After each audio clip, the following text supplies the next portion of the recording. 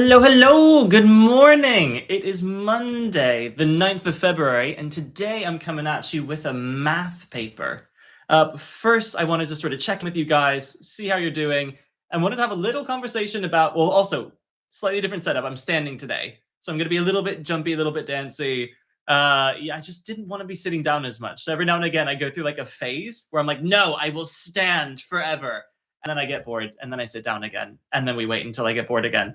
But yeah, so today I wanted to start out like having a little bit of a chat about like sort of burnout and stuff because I know I am the sort of person who just ignores all the signs and just goes, "It's all right. I can power through. I can power through. Everything's fine." And like ignore everything until it's suddenly like way too late. Realistically, I should definitely 100% have given myself a bit of a break after the Oxbridge cycle was over, as I imagine all of you did. Well, I say Oxbridge cycle, also including that sort of UCL, Imperial, anything involving the ESAT or the TMUA. So we kind of worked straight through that and went, now suddenly I'm like, my admin's going not badly, but I'm just like less into my admin. I'm just like dragging my heels on a bunch of stuff I would normally be doing very well. And I'm like, do you know what? It's a sign. I am clearly need of a break. And so do you know what? I'm going to give it to myself because, and this is important, right? Because you got to be thinking about your energy going through the exam season. So I know if I don't take a break soon, I'm not going to be able to make it all the way through exam season. So what I'm going to do is I'm going to take half term, which is next week. The schedule for the streaming is going to be a little bit different because a lot of my busy period is going to be in the morning. So I'm going to do probably some afternoon or evening streams. I'll let you guys know in advance. And then I'm going to take the week after that, like completely off to recharge my batteries to make sure I've like regrouped my energy. And I'm going to be really good to go through the entirety of the exam season. And I definitely recommend you guys also track your energy levels because you're going to have to build some up, right? So this half term could be a very important half term because when you hit April, that's when like it's real. That's when you suddenly go into go mode. And so you need to be thinking now about how to prepare for that exam campaign. You don't want to burn out. You don't want to start off tired. So thinking about getting those final preparations done, final lessons learned in school. And as you begin that sort of revision period, it's probably a good period of time for you to take that rest, just recharge, set your goals, and make sure you've got enough left for that exam season. I also know like one thing I'm doing, I don't know what your guys' sort of strategy is for this, but like when I'm feeling burnt out, I'm like, you can probably like see it in my eyes. But I just like, do you know what? I'm gonna have some fun today. So I know I've been doing a lot of physics. I know I kind of came out last week and said, do you know what? Physics is the way forward because it is my favorite thing to teach. But it is, as I discovered, it is not my favorite paper to do. it is not fun. And I've decided, you know what? We've got a long way to go. We've got plenty of time. I can help out as much as I can, but I'm not going to get through every paper immediately. So I have the opportunity to make sure I don't have to get through all of them in order. I can kind of take them at my own pace. And if I'm not having fun, you guys aren't having fun. So why don't I have a little bit of fun? I also like, I'm a big music guy. So I use music a lot to kind of like affect my mood and get me in the right zone. So I every now and again, I don't know what like, if any of you were sort of around and cognizant in the COVID era, when there was that guy, Nathan Evans, who had that super viral TikTok with the sea shanties, that was so much fun. And every now and again, I just kind of check on him. You know, I'm like, how you doing, bud? Thank you for your service. What's going on with you? You happy? You good? And I checked on him yesterday, and he's released a new album-ish. Yeah, no, in the last few weeks. And so I had a little listen to that, and I was it's nice. It's joyous. It's fun. It kind of gives you that emotional space. And I was like, do you know what? I'm in the mood. I'm in the mood. I'm going to have some fun. Let's do a math paper. Because I'm cool like that. And that's my version of fun. Yes. So less of the physics today. Physics was feeling a bit like work. Let's swap over into the math. So I'll get you over there. Theoretically, this paper has 2 hours on the clock. This paper will not take me 2 hours. And also with the math, like the skill set isn't too bad, and it's not going to tax me as much as the live solves of the TMUA and the ESAT did. So I'm thinking I'm going to have some time to kind of give some commentary and reaction as well while I'm doing it. Be a bit more relaxed, not sort of rush, sort of, take my sweet time about it. I've got my calculator, which is good because I knew they didn't. It's not a fancy graphing calculator. I'm not very good at pressing all the buttons. Hello, Joshua. How you doing? Oh, I was just coming in with like a tired math paper today where in case you missed the intro, I am just like, ooh, I have been tired. I'm going to be taking me a break soon. But in the meantime, I'm going to have some fun because if I'm not having fun, you're not having fun. So today we're having fun with the math paper. And if you have recommendations for any papers you particularly want to see me solve live, drop them in, let me know. And when I have enough energy to set up this Discord server and start using it properly, I will absolutely collate them all and start doing them. So in the meantime, let's just have some fun with some math. So I'm going to get the screen shared. We are going to go, it's not Chrome tab. It's this one. Great, you can see that well. Just making sure I can annotate. Perfect. And this is good as well, because with the ESAT and the TMUA, I wasn't able to annotate on the paper because you weren't, because computer. But this one where you can write on the paper, I'll be able to do it in the same way you can as well. I will get my... Oh, International Edexcel Physics. Yes, sir. I've not had a look at those yet. So, timers. I'll set a 2-hour timer just in case, just so I can get a sense of my pacing. But like I say, I'm not going to need the full time. I'm going to start the clock. Let's go. Let's have some fun. Right. So zooming in, making sure you can see the question nice and big. We've got this here. What's going on? Well, math paper. I know a math paper. Outrageous behavior. I can't really drag in the same way, but that's fine. So here, given that x minus 3 is a factor, we speedrunning. We're not speedrunning. We're having some fun. I think I'm just going to kind of do a nice chill one. Just have a bit of fun. Demonstrate and kind of give commentary as well. We're not going to fully speedrun. But that said, I'm not taking 2 hours. So x minus 3 is a factor, which means we know that x equals 3 is a root. So we plug in x equals 3. So we know that g of 3 will equal 0, which means that 0 is 3 times 27 minus this pen is too thick. Minus 20 into, there we go, 20 into 9 plus 3 lots of k plus 17 plus k. And this just gives us a nice equation that we can solve. Now, do you know what? In the real thing, I would use my calculator for belt and braces. So I'm going to do that here. So it's just 81 minus 180 plus 3k plus no execution errors today. So when you're going for like the sort of ESAT, TMUA, things that are non-calculator, it's obviously really good for you to practice as much as possible without the calculator. But in an A-level situation where it's actually really, really important for you not to make execution errors, I actually do recommend using the calculator all the time just to make absolutely certain nothing went wrong. So there, k equals 12. Nice. Did not need all that space. So binomial expansion, find an ascending powers of x. The first 4 terms, this is a fractional power, so this is the year 13 technique. I'm going to zoom out a little bit just so I have some space to write. So that is going to, so 1 minus 9x to the half, that will be equal to 1.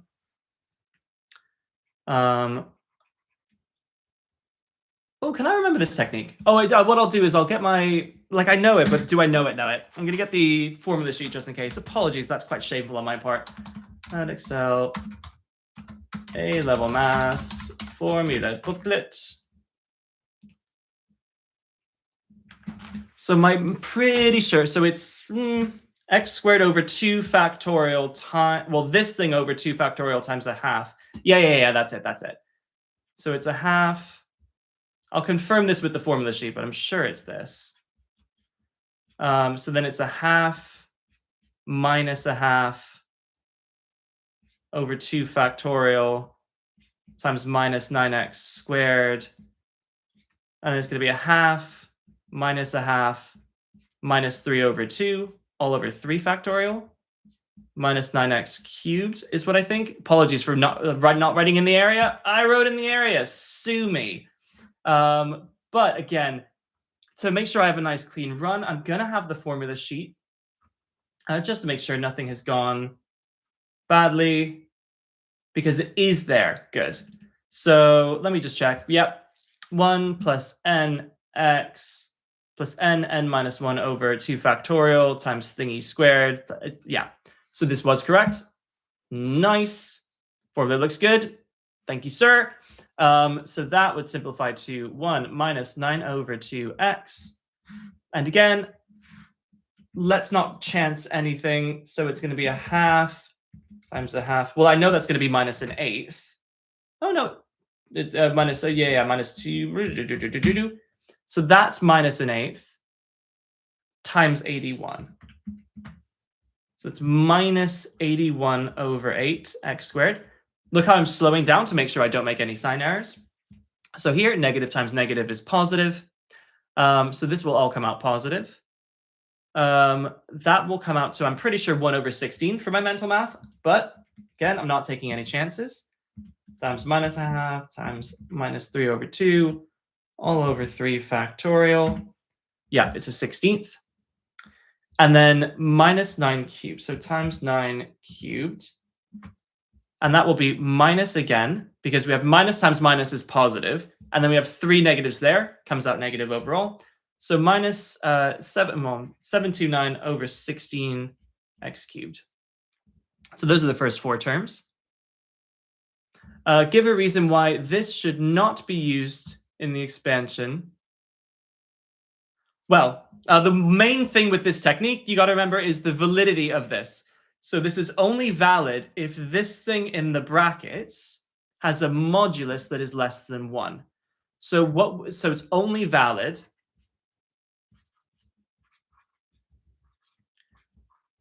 for the modulus of minus 9x being less than 1, which is obviously just 9 times the modulus of x, must be less than 1. So the modulus of x must be less than a ninth.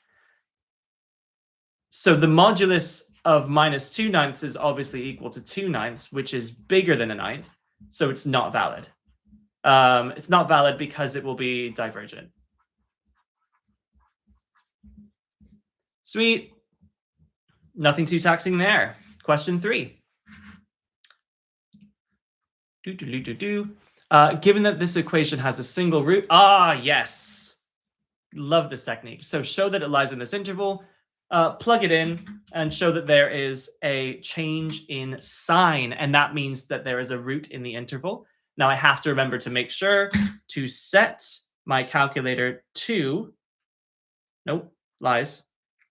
Set my calculator to radians, because that is such a common trap, by the way. So many people are like, what? I'm using my calculator. It's giving me an answer. It's wrong. Why is it wrong? Always check. Always check whether it's radians or degrees. So here, plugging it in. So we're going to plug in f of 3.6. And my way of doing that is to say 3.6 equals, so that it's stored in the answer button. And then I'll do answer plus tan of a half answer. And that is minus 0.686. Then we have f of 3.7. I'm plugging in 3.7 and then doing the same thing. Answer plus tan of a half answer gets me a positive number, 0.212. Change in sign, so change in sign, continuous function.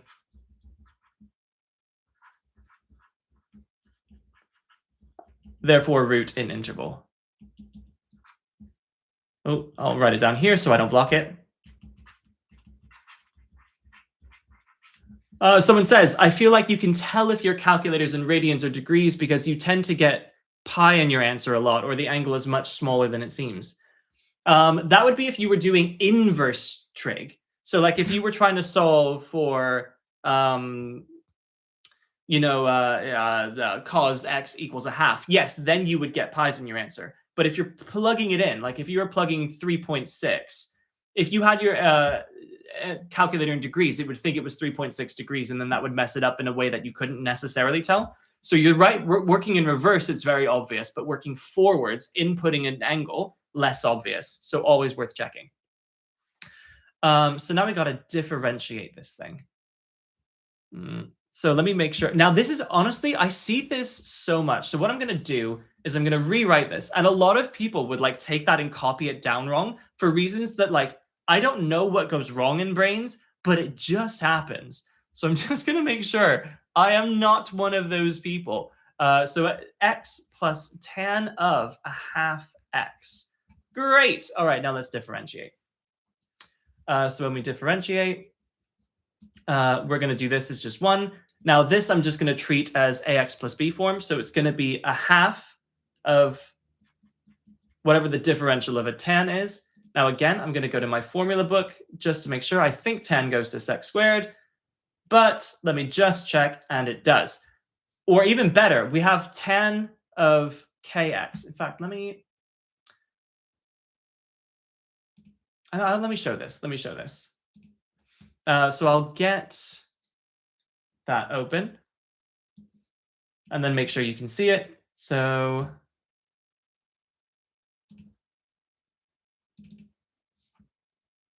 boop. Make sure you can see this. Great. Okay, so what I'm looking for here, showing you from before where I found, so I used this one here for the binomial series. And then what I did here, look, you can see tan of kx goes to k sec squared kx. So that's what I'm going to do. K sec squared kx. Boom. Absolutely no risk of an execution error. Love that. And then C. Using 3.7 as a first approximation, use the Newton-Raphson method once. Okay, so let's go and get the Newton-Raphson method. Newton-Raphson, here we go. So again, absolutely no risk. Could I memorize this? Yes. In the real thing? No. So I'm going to write it down. X1 is going to be equal to x0 minus f of x0 all over the differential at x0. So we're going to use 3.7 there. So in other words, it's going to be equal to 3.7 minus f of 3.7 all over the differential of 3.7. Now we know f of 3.7 already is the 0.212, which I found.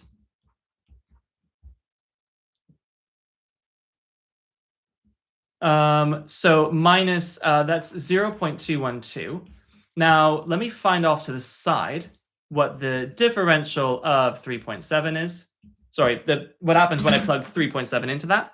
So again, 3.7 equals, now I'm going to do 1 plus a half. Well, how am I going to plug that into my calculator? I'm going to say that that is 1 plus 1 over 2 cos squared a half x. So turning sec squared into 1 over cos squared and then combining the denominators, that's the form I'm going to plug into my calculator. Plus cos of a half answer squared. I get... Now this is, I know for a fact, by the way, that this is where I'm most likely to make an execution error. Like I know I'm at the stage with my math where the most likely mistake I'm going to make is a calculator error. So I'm just going to rerun it step by step just to make absolutely certain that nothing went wrong there. Yes, and in fact, I immediately get a different answer than that. So I'm just going to, why am I like, but this is the thing. I've done enough practice. I know what my issues are. So I'm going to do 3.7 equals that. Half of that is that. Cos of that is that. Square that. I get that. 2 times that. I get that. 1 over that. I get that. No. Okay. My redo was wrong. I was correct. It was 7.5 583. Can I check the number of 3 decimal places? You have a CG50 for this, so you can press the buttons to see previous inputs. Nice. Really helpful for this. It's saved you quite a few marks and minutes in exams. I do recommend just making sure you know absolutely how to use your calculator. I'm using a nice basic one because you shouldn't have to spend £100 to do well in a A-level math paper. But you do have to sort of belt and braces and make absolutely certain you're getting this right. So 3 decimal places means that I should really have all of my previous answers to at least 4 decimal places. So in fact, what I'm going to do is I'm going to redo my 3.7 root. So I'm going to do answer plus tan of a half answer, and it was 0.2119. Why is this not writing? Okay. Oh, apparently you can check previous inputs on the basic ones too by pressing the up arrow. But if you press AC, then you can't. I think that only goes back one. Maybe that only goes back. I'm going to take your word on that. Chat is more reliable than me when it comes to anything to do with tech or calculators. So chat says, scroll up and you should be fine even on a basic one. But anyway, let me plug that in here. So 2119 all over 7.583. And when I run that, I get, so 3.7 minus 0.2119 all over 7.583. And that gives me an answer of 3.672 to 3 decimal places. Good. Question 3 down. Question 4. Differentiation from first principles. Everyone hates this. Boom! I'm telling you, this was sight unseen. I had no idea this was coming up. I am so happy this has come up, so I get to demo this. Yes. Okay, so first principles. You have a general point here, and then a small perturbation to this point here. So this is going to be x and x squared, and the perturbation will take us up to x plus h, and then x plus h squared are going to be the coordinates of this point. So what you do is you just take the gradient, the linear gradient between those 2 points, and then find out what happens as h tends to 0. So the linear gradient here, dy dx, would be equal to, or rather, I'll write it out formally, right? So dy dx is going to be the limit as h tends to 0. No, here's what I'm going to do just to save time, so I don't have to keep writing out the limit every single time. So I'm going to do x plus h squared. So the change in y's all over the change in x, which is x plus h minus x. So that's going to be x squared plus 2hx plus h squared minus x squared all over h, which is 2hx plus h squared all over h, which is equal to 2x plus h. And then the dy dx is going to be the limit as h tends to 0 of that thing. And then obviously as h tends to 0, that just becomes 2x. Brilliant. Okay, so question 5. We have a nice reciprocal function. Differentiate. Nice, so that's just a good quotient rule. So if f of x, also, you can go back up to 20 times on a basic calculator. Maybe more than one you have. Okay, good to know. Definitely good to know. I've never actually used that. I've always just given up and redone it. User error when it comes to me. And there's a reason I shan't be doing a calculator skills seminar. So, differential of this is going to be bottom d top minus top d bottom all over bottom squared. So I like to, now this is one I'm not going to look up on the formula sheet. I know this well enough. And you'll notice I have my cute little jingles to help me out with those. So like chain rule is d big, d small. Product rule is first d second plus second d first. Quotient rule is bottom d top minus top d bottom all over bottom squared. So let's run this. We get 2x squared plus 8 minus 4x squared plus 6x, making really certain I'm not making a sign error when multiplying these three things together. So that becomes plus 3 times the 2x. And I think the answer had an x squared plus 4 all squared, so I won't simplify that. But I will combine this, and that's minus 2x squared plus 6x plus 8 all over x squared plus 4 all squared. Nice. Hence, using algebra, find the values of x for which this is decreasing. Well, it is decreasing when this thing is less than 0. So we want minus 2x squared plus 6x plus 8 all over x squared plus 4 quantity squared to be less than 0. This happens. Now, this is the bottom is something squared, so this is always positive. So therefore, I can definitely say this happens when this bit on the top is less than 0. So in other words, for this to be negative, we need, and the bottom there is positive, because we're multiplying by a positive number. In fact, let me just write this out explicitly. Therefore, this is less than 0, valid because I'm going to be very explicit there. Because x squared plus 4 squared is bigger than 0 for all x. Because if it was ever negative, then that would flip the sign. So I'm just making sure, this is an examinable point, so I'm just making sure I demonstrate it, just to make sure I absolutely get every mark available. And then this just becomes a quadratic to solve. Now, I hate negative, well, I'll divide by 2 first of all. I don't really like factorizing like this, but I'll give it a go. So it's going to be minus x and x. Oh, please factorize. It'd be rude if you didn't. Okay, so I'm already not liking this. So what I'm going to do is I'm going to shift it all over to the other side, just because my brain likes positive x, and today is not the day, and I'm not taking any risks.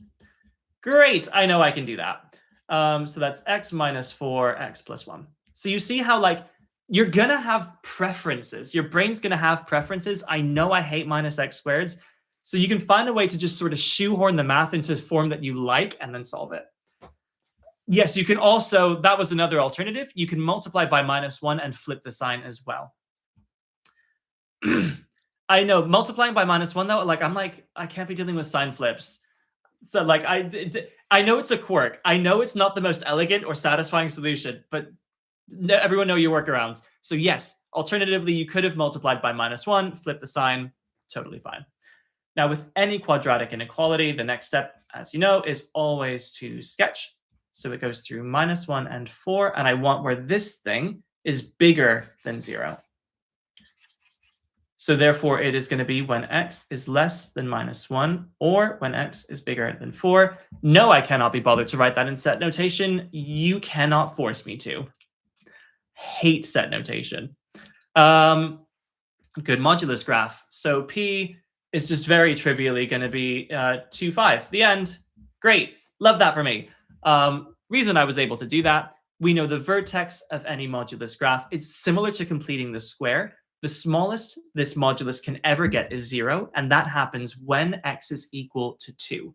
When x is equal to 2 and this thing is equal to 0, this all gets zeroed out. You're left with a y-coordinate of 5. The end. Solve this equation. Well, if we have our graph already, I'm going to use that to help me. Because what I'm going to do is sketch 16 minus 4x. So we know that this coordinate also, let me just sketch this on for my benefit. When x is 0, this is the modulus of minus 2 is 2 times 3 is 6 plus 5 is 11. So I know that this will go through 16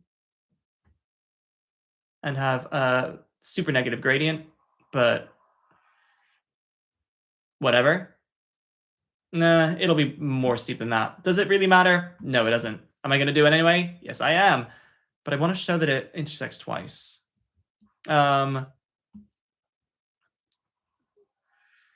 So we've got these two intersections here where this is the y equals 16 minus 4x.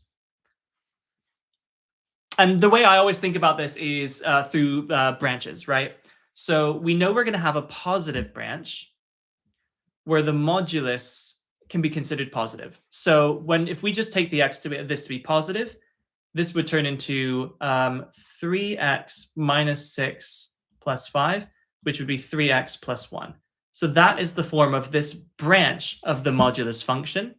The other branch of the modulus function is when that modulus is negatived, right? So if x is ever less than minus 2, this value is negative, but then the sign gets flipped by multiplying it by minus 1. So we'll just do that here. Multiplying this by minus 1, it would become 2 minus x, which would give me 6 minus 3x plus 5, which would give me 11, which it is. So this branch is y is 11 minus 3x. And individually, I'm going to solve each of those branches equaling to 16 minus 4x. So on B, we're going to have 16 minus 4x is equal to 3x plus 1, which I believe was the first one. Yes, it was. When we do that, we have 15 equals 7x. So x is equal to 15 over 7. And then on the other branch, we have 16 minus 4x is equal to 11 minus 3x. So adding this across again, I'm left with just an x, and then that's 5 on this side. So that gives me my two values of x. A line has equation kx plus 4 this time, where k is a constant. Given that line L intersects the modulus function at two distinct points, find the range of values of k. Well, we know this minimum point is at 2, 5. So the limiting case for any of these intersections is going to be when the line goes through the vertex. We know the intersection, the y-intercept is 4. So we know our line goes through 0, 4. So we know our limiting line is going to be the line going through 0, 4 and 2, 5. And any gradient bigger than that is going to have two intersections. So let me consider that limiting case first. Or rather, the one solution case. So one point, let's work out that gradient. So when the gradient is equal to the change in y is simply 1. Well, I'll do it explicitly. 5 minus 4 all over 2 minus 0. So it's a half. So when the gradient is a half, it goes exactly through that vertex of P. And when the gradient is bigger than a half, you'll have two solutions. Therefore, the final answer for two solutions, you need the gradient to be bigger than a half. Great. Going through this well. Question 7. A nice differential equation. And they even give it to you. Delightful news. Sometimes you have to form this, but that might be more of an further math technique. By the way, those further math ones where you have to form the differential equation with those can be really tricky. I know a lot of people have asked me for that in the past. So if you're doing further math, make sure you revise that skill. Make sure that's good and ready. So you've got your cylindrical tank of height 1.5, initially full of water, but the water is leaking out of the hole at L. We have the rate of change of the height. And then we just have to solve this differential equation. I'm just going to rewrite this on the next page. So dH dt, just to make sure I have some room. So dH dt, because what I don't want to do is to have to just start there on a few lines and then scroll over. No, because I can have a copy error when I do that. So just good exam technique to minimize the risk of something silly happening. So minus 0.12 e to the minus 0.2 t. So we have to solve this for h. So we're just going to say h is equal to the integral of this thing, because this is just a function in t. So we're going to integrate with respect to t. And when we do, let me zoom in a little bit just to make it a bit clearer. When I do that, I'm going to get minus 0.12 e to the minus 0.2 t all over minus 0.2. And as I always say to my students when integrating, limits or plus c, or you will be limited to a c, because it's so easy to forget your plus c. And it's one of my absolute bugbears. Completely hate it. So 0.12 over 0.2 is 0.6. So you end up getting 0.6 e to the minus 0.2 t plus c. And let's see if we've got... now, what we also know is that time t equals 0, because initially, the word initially is very important there. It means t equals 0. The tank is full of water, so the height would be 1.5. So when t equals, and that's called a boundary condition. We can plug in the boundary condition when t equals 0, h is 1.5 in order to work out the value of c. So you end up getting that 1.5. Let me, again, just make sure I didn't copy anything wrong. Yep, 1.5. So 1.5 is 0.6 e to the minus, 0, which makes that just equal to 1 plus c.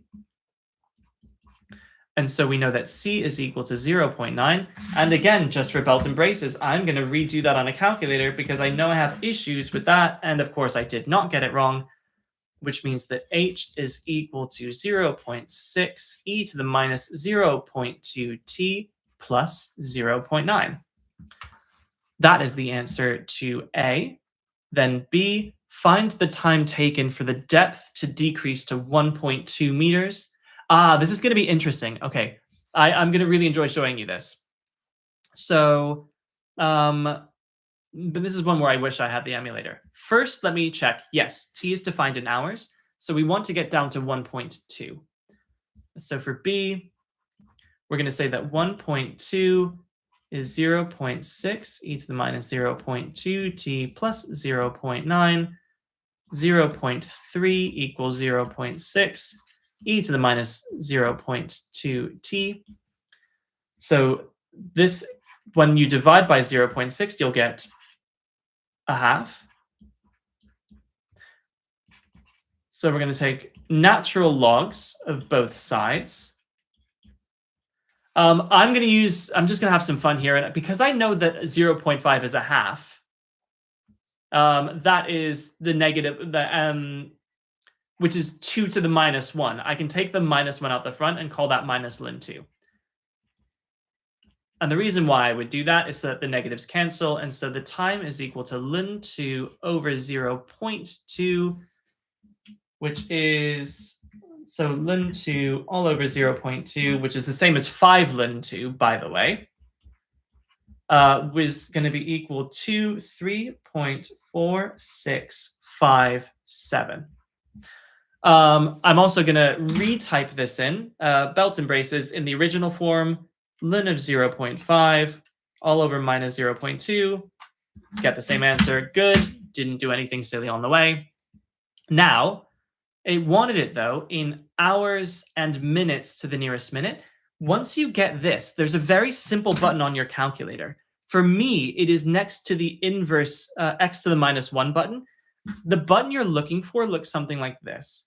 So it's got that, that, that.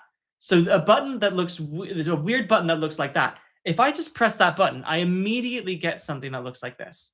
So I get 3 thingy, 27 thingy, 56.65 thingy. What this means is 3 hours, 27 minutes, and 56.65 seconds. So to the nearest minute, clearly that is going to be 3 hours and 28 minutes. And the reason why I say that is that actually some people have some difficulty converting times. So some people are very confident looking at 3.4657, subtracting 3, and then working out what fraction of 60 minutes that is. Or rather, so doing 0.4657 times 60 to work out the number of minutes. But you don't need to. There's a button on your calculator that's already there for you. I am not done. Oh, this is why I nearly moved off that question, which is why I say the second you're done with a paper, check to make sure you have answered every part of every question, because I would have just skipped that, and that would have been a huge problem. So now, in the long term, the water level falls to the same height as the hole. Find the height of the hole. Well, we know in long time, if height is equal to 0.6 e to the minus 0.2t, this is exponential decay. As t tends to infinity, e to the minus 0.2t is going to tend to 0. So therefore, h will tend to 0.9. So the answer is 0.9 meters.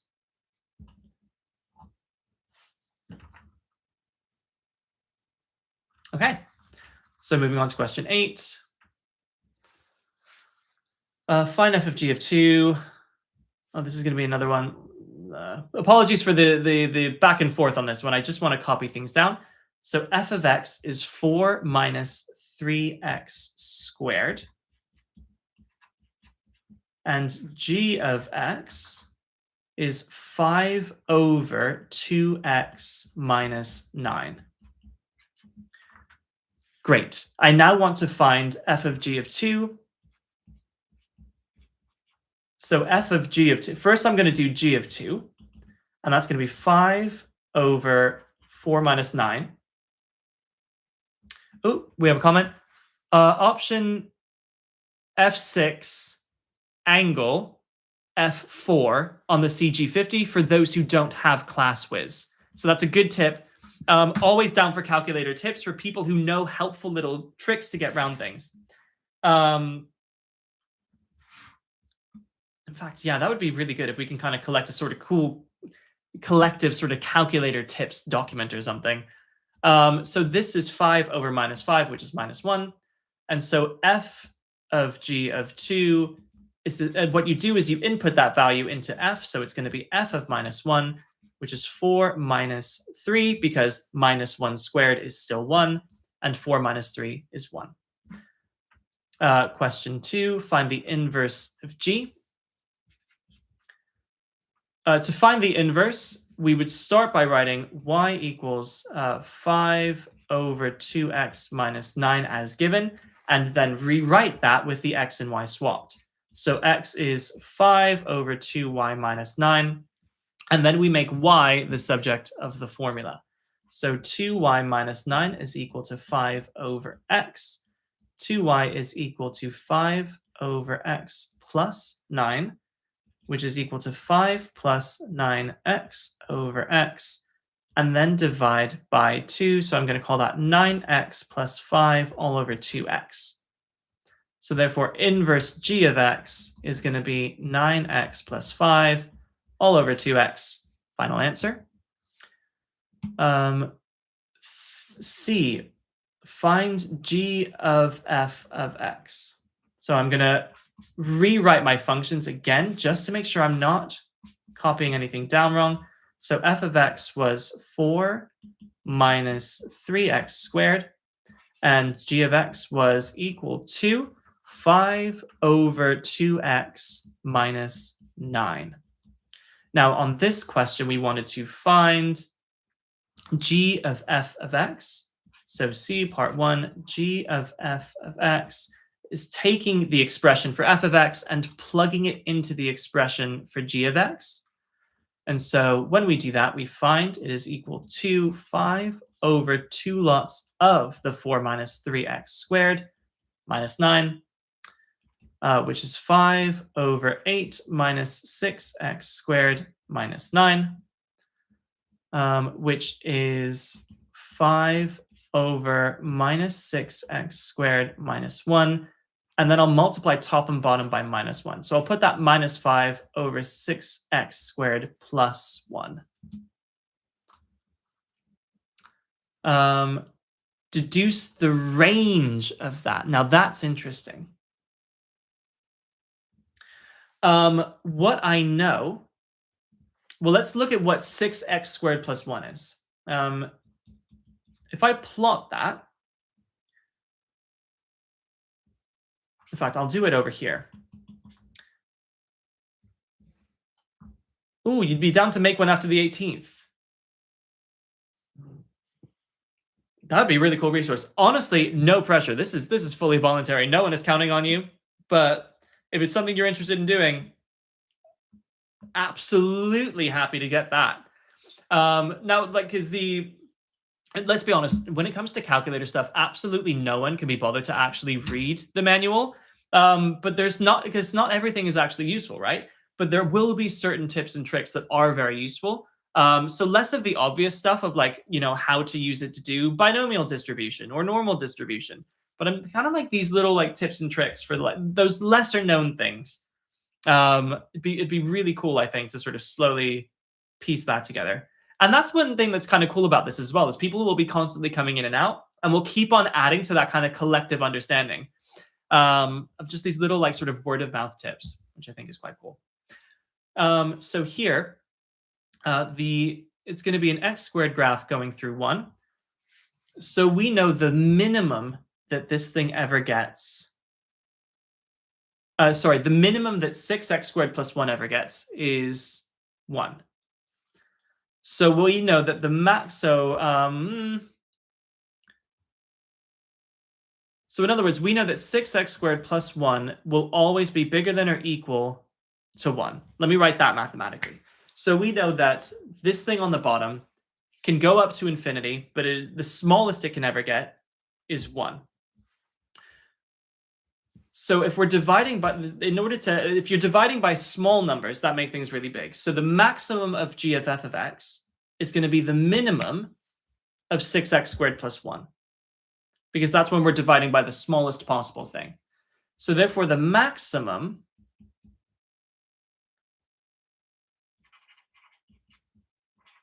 of g of f of x is going to be when the denominator is equal to 1. So that's going to be equal to minus 5. I say max. That's going to be one limit. How am I expressing it? Like, I'm getting this right, but I'm not articulating it well. So basically, I'm just considering the extremes. So the extremes are 1 on one end and infinity on the other end for this denominator. When the denominator is infinity, this function clearly goes to 0. And in the other extreme, when this is 1, the limiting value is minus 5. So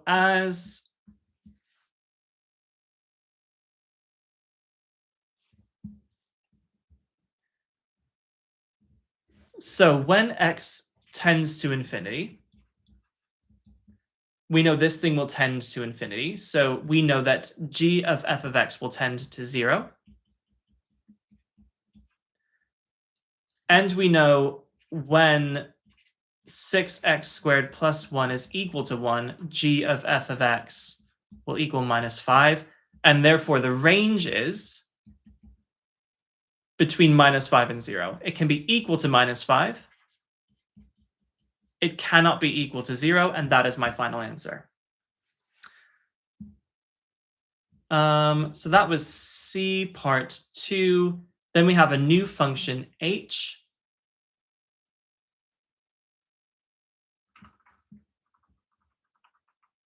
So for D, we have h of x is 2x squared minus 6x plus k. Let me just check that again. 2x squared minus 6x plus k, where k is a constant. Find the range of values of k for which f of x equals h of x has no real solutions. So we're going to try and solve for where 4 minus 3x squared equaling 2x squared minus 6x plus k has no real solutions. So setting this all equal to 0, I'm going to move this to the right-hand side to keep my x squared positive. That would give me 5x squared minus 6x plus k minus 4. Now this quadratic has no real solutions, which means that the discriminant is less than 0.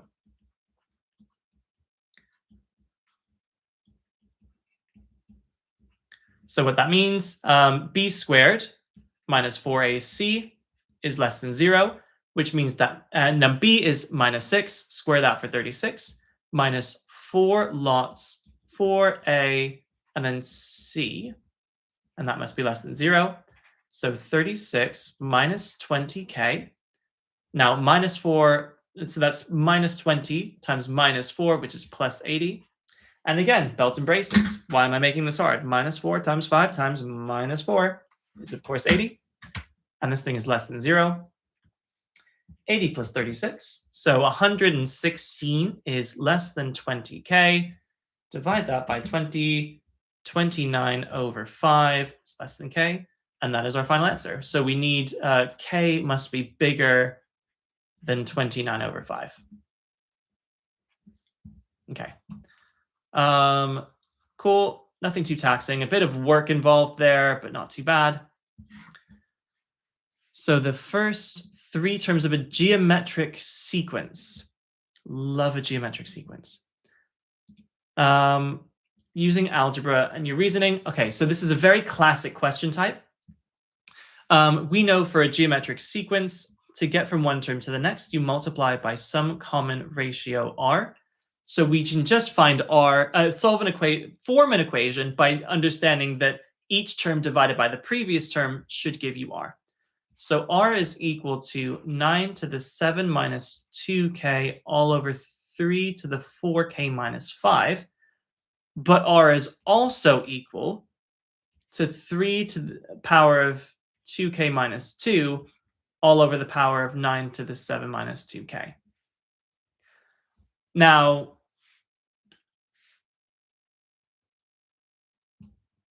we can then cross multiply. So multiplying the 9 to the 7 minus 2k up to the left-hand side, that would be that squared, which involves doubling the power. So that would become 14 minus 4k. Or in other words, even easier than that, because we're multiplying them and they're the same base, you can just add the powers together, which would also give you 14 minus 4k. And that would equal to same thing here. We're going to add the powers to get 6k minus 7. Now, 9 is 3 squared. So that is 3 to the 2 times 3 squared, all to the 14 minus 4k. 3 to the, yeah, I'll write the full thing out. Which means that becomes 3 to, now when you're taking a power to a power, you multiply the powers using your power law. So that becomes 3 to the 28 minus 8k is equal to 3 to the 6k minus 7. Which means that 28 minus 8k is equal to 6k minus 7. Adding the 8k across gives me 14k. So adding the 7 across, look, I nearly made a sign error. My brain is really bad at sign errors. And then, as we know, 35 divided by 14 is going to be 5 over 2. Which is good because it's to show that. Hence, find the sum to infinity of the geometric sequence. Well, first, let's plug k back in to find what r is. The reason why, in fact, I'm just going to do it side by side. Don't do this in the real thing, but this is just going to make it easier for presentation purposes. R is going to be equal to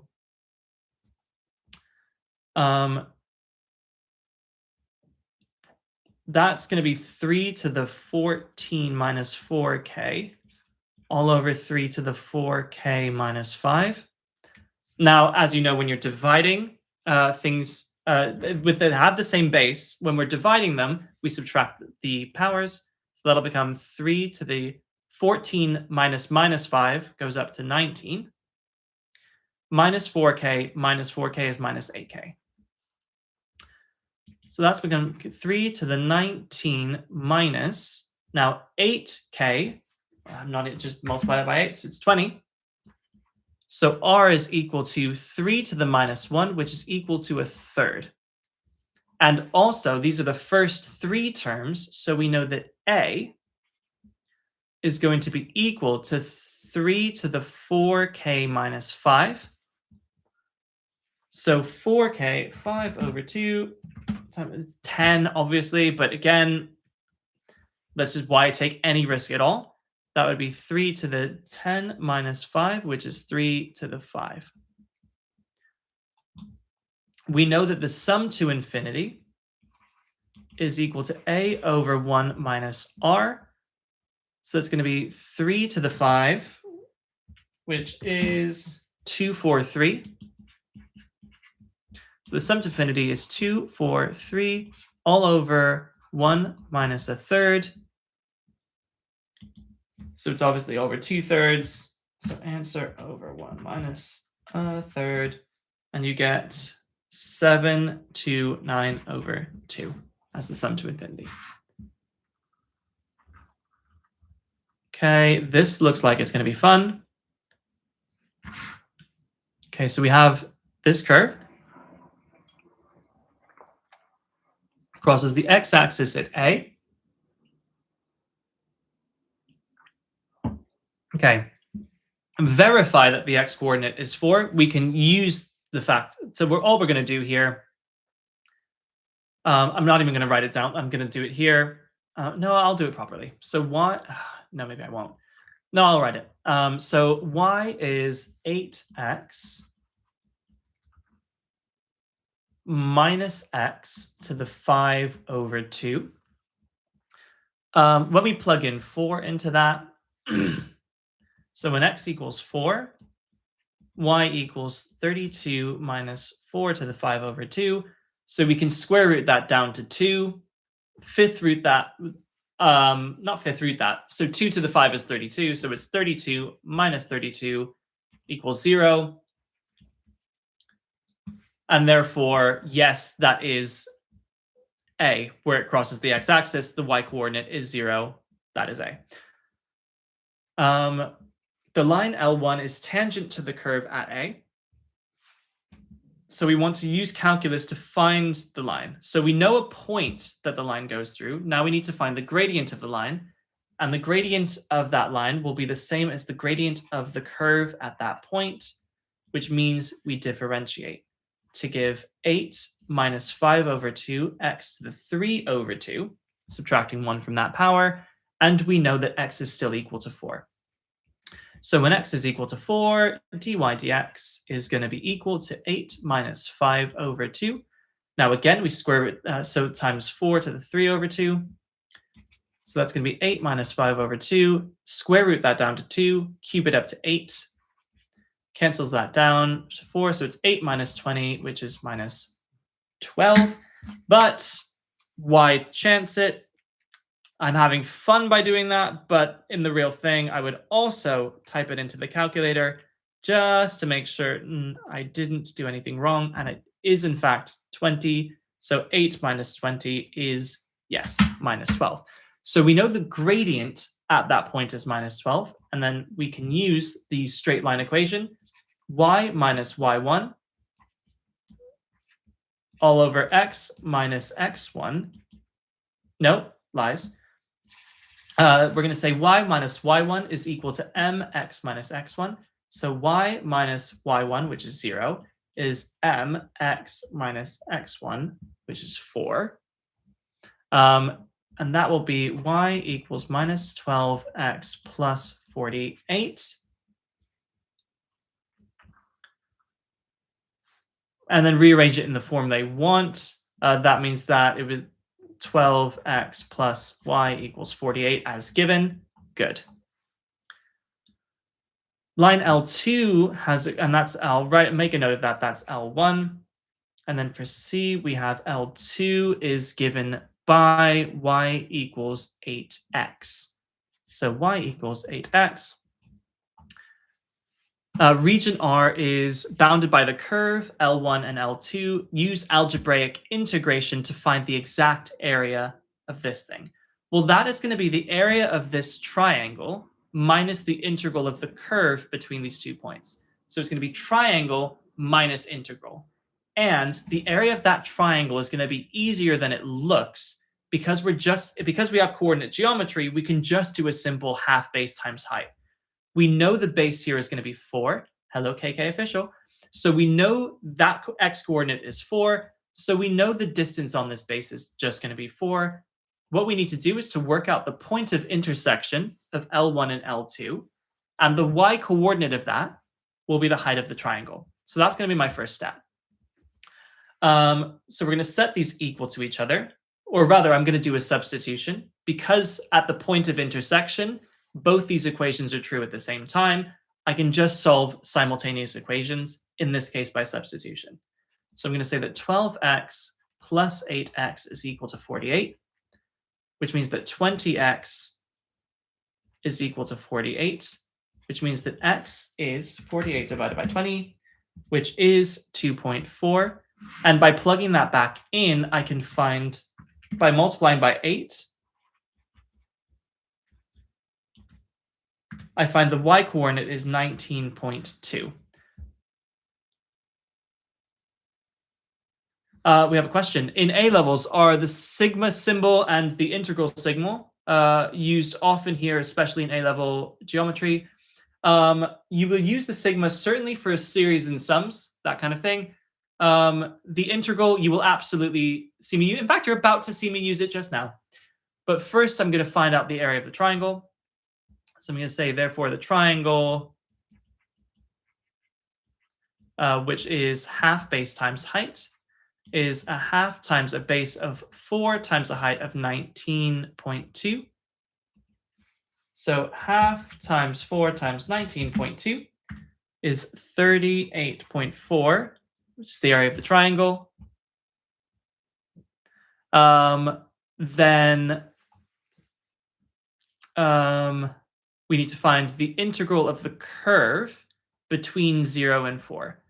So we're going to do the integral between 0 and 4 of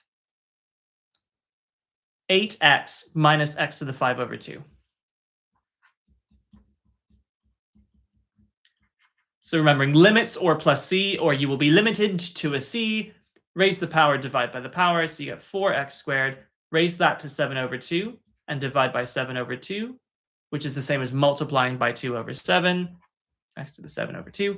We're doing this between 4 and 0.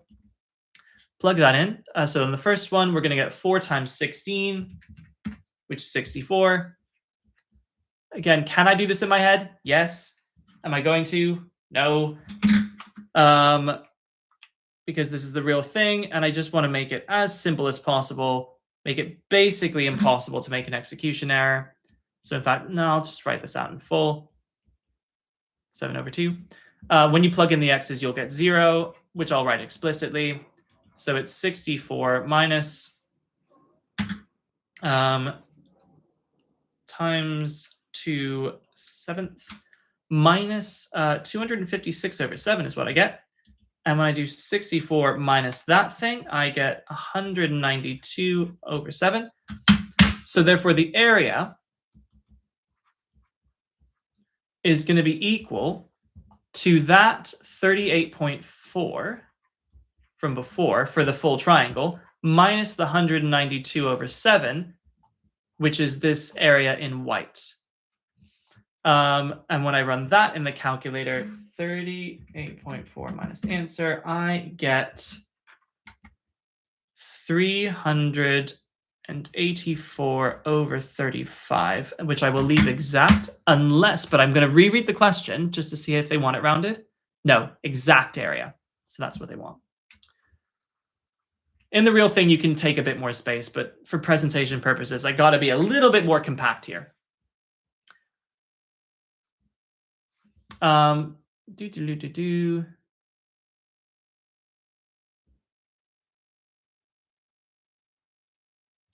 me see if there's anything I need to respond to.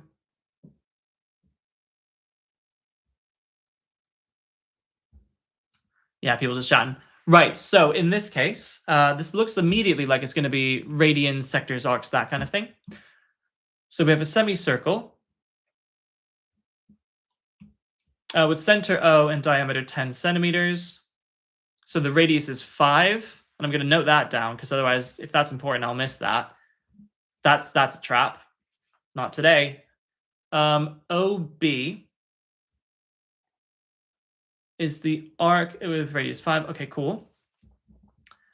The region R is bounded by the arc OB, the arc BC, and the line OC. Find the exact area of R.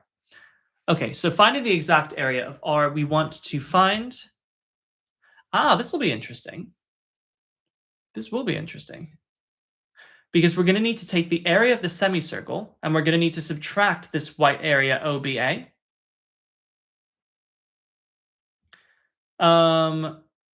Now,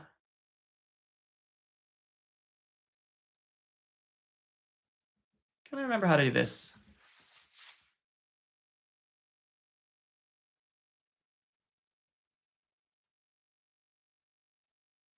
I'm sure. Okay, so I can certainly find...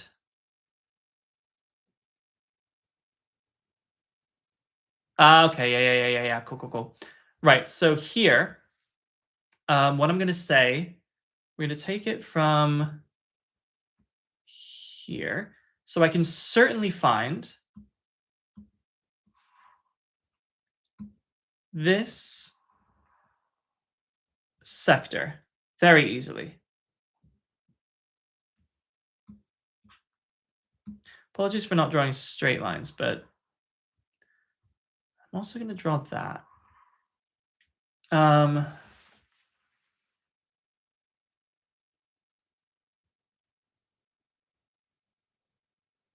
So we know that this is OB, which is the radius, which is 5.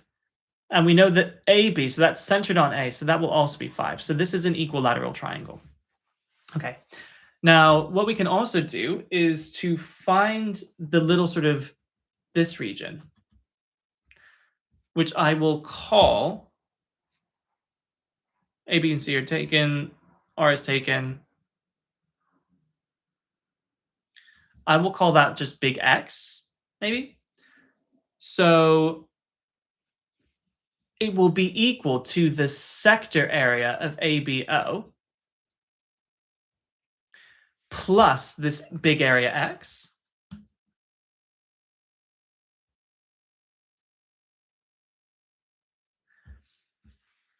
So what we're going to do is to now also, because this is an equilateral triangle, we know for a fact that this is pi over 3. So what we're going to say is the area of the sector of, I'm going to say this is sector ABO, or AOB, is going to be a half r squared theta.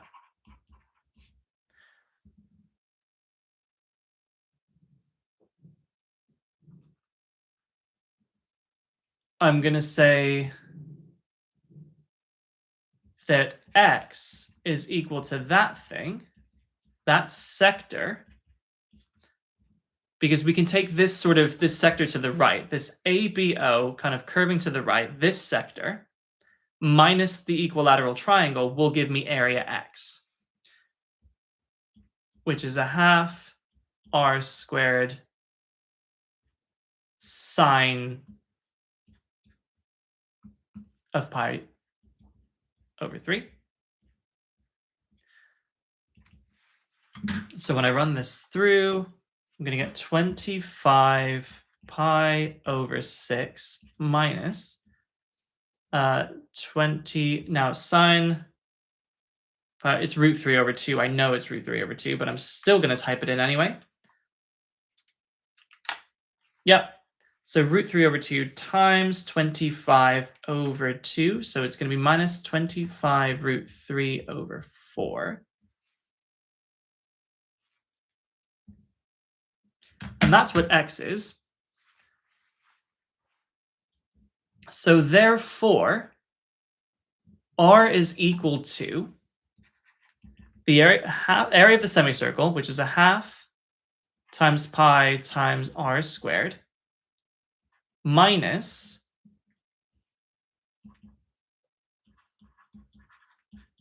the 25 pi over 6,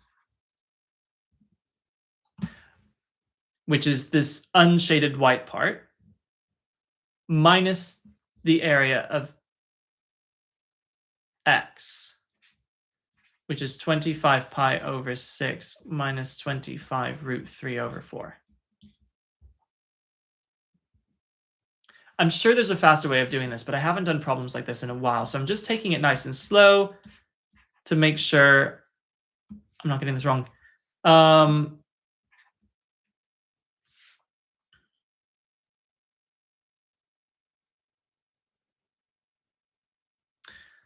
So minus 25 pi over 6 minus 25 pi over 6 plus 25 root 3 over 4.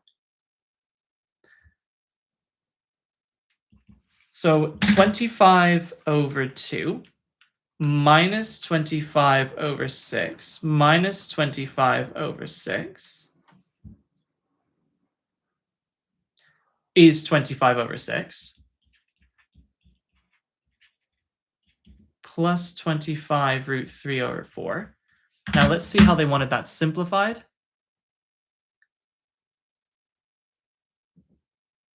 They didn't, that's it. That's all they wanted. So in the form that they wanted, it's 25 root 3 over 4 plus 25 pi over 6. This feels like I may have got something wrong. Let me just check in the chat if there's anything I need to comment on here.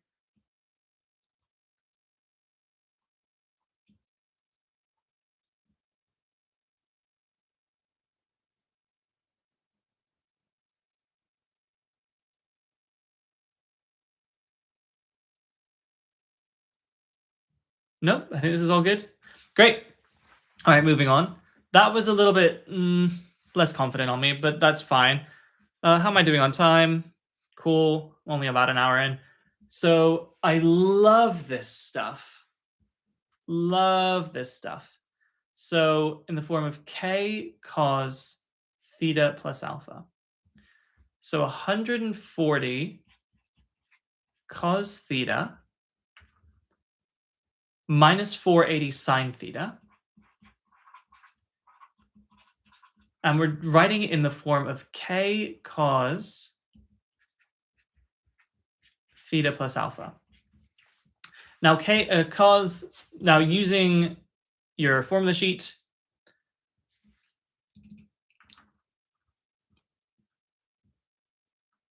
there we go.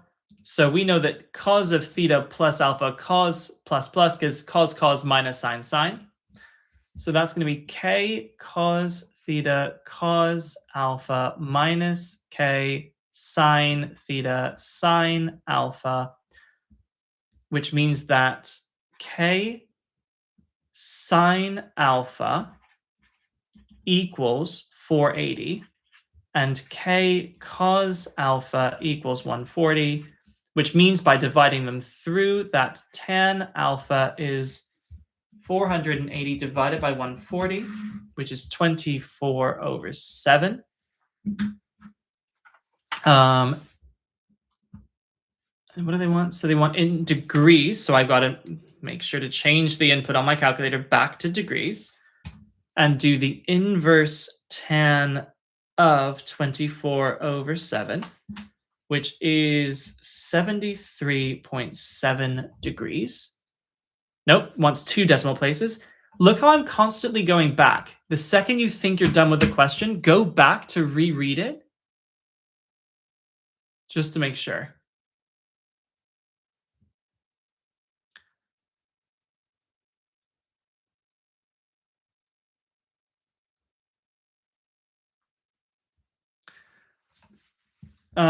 So alpha is that, and then we know that k squared is equal to,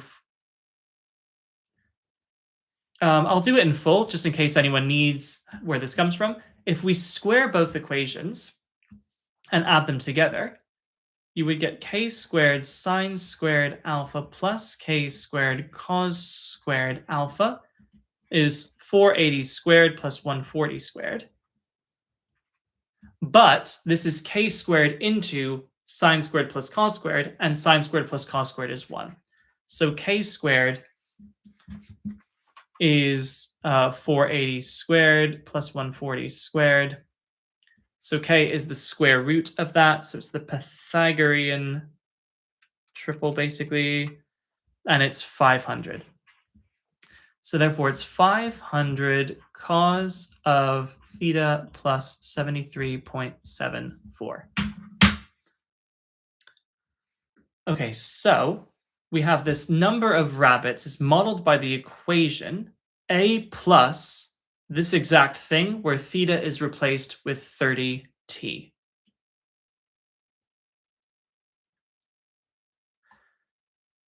So I'm going to write that down on the next page. So on B, R is equal to A plus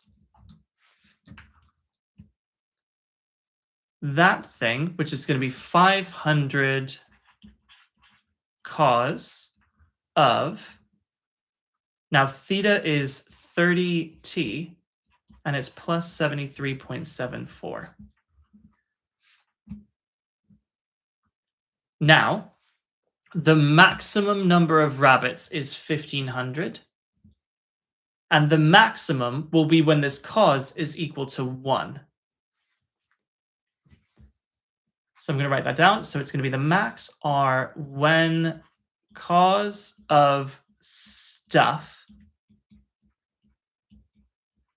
is equal to 1. So therefore, 1500 equals A plus 500. A equals 1000, which means that R is equal to 1000 plus 500 cos of 30t plus 73.74.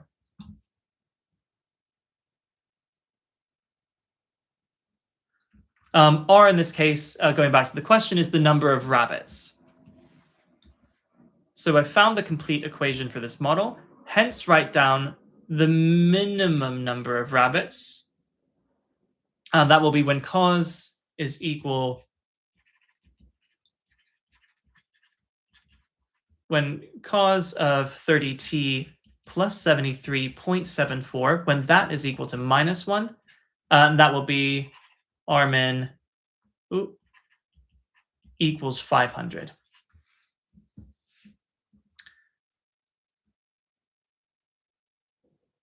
So the actual number of rabbits in the wood is at its minimum value in the middle of April. Use this information to comment on the model for the number of rabbits. So I think what they're asking us to do, where t is the months. So let's find out where the minimum is. So let's find out, that's the math I can do. So C, let's find out when this thing is true. So for C, if cos of 30t plus 73.74 is equal to minus 1, I know from the cos graph that it's at minus 1 at 180. So that means that 30t plus 73.74 is equal to 180, which means that 30t is equal to 180 minus 73.74, which is 106.26. And if we divide that by 30, we get t is equal to 3.542 months.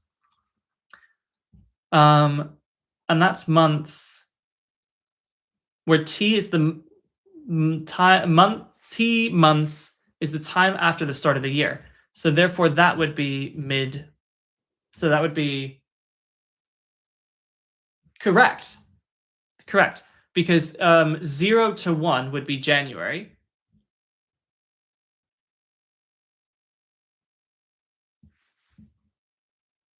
Therefore mid-April, because 0 to 1 is January, 1 to 2 is February, 2 to 3 is March. So after 3, you've completed March, and now you're halfway through the next month. You're halfway through to April. You're halfway into April.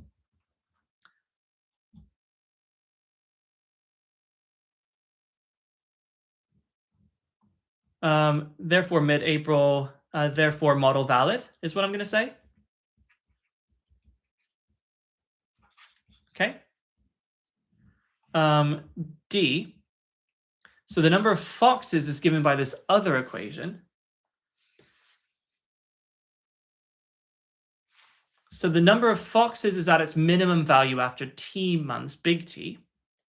So let's find that first. So foxes is 100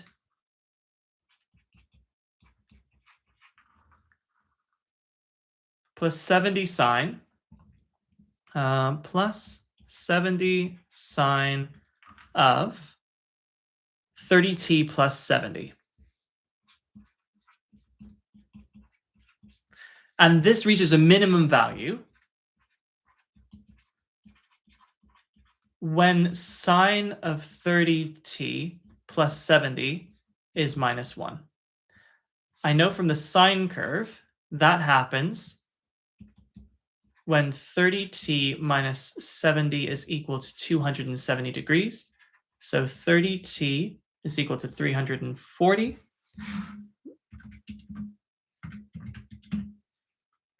And you divide that by 30, and big T is equal to 34 over 3. Now, by the way, let's talk about some exam technique here. Even if you hate this topic and can't get through to it, you could still have done that even if you didn't get any previous part of the question.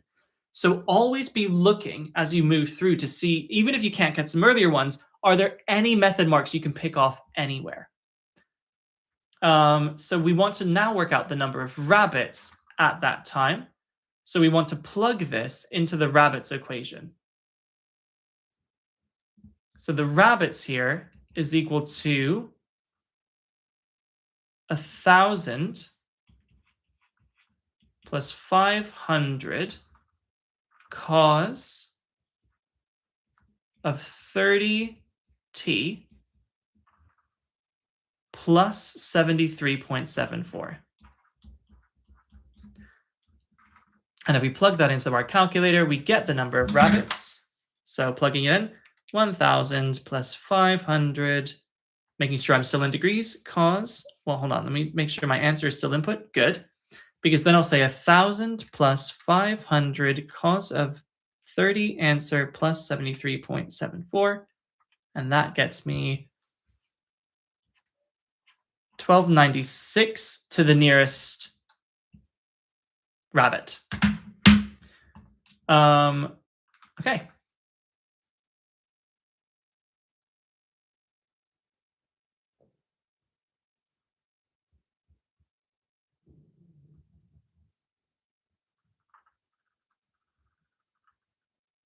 So for 13, we're going to do integration by substitution.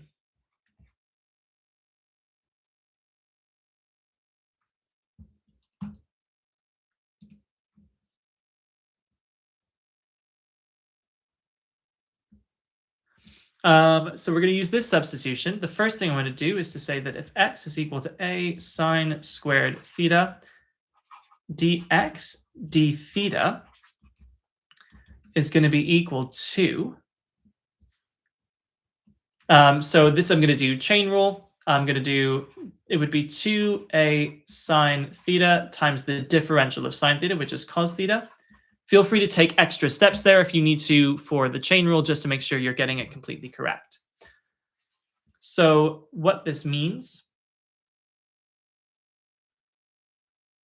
is that dx is equal to 2a sine theta cos theta d theta. Apologies to any pure mathematicians in the audience.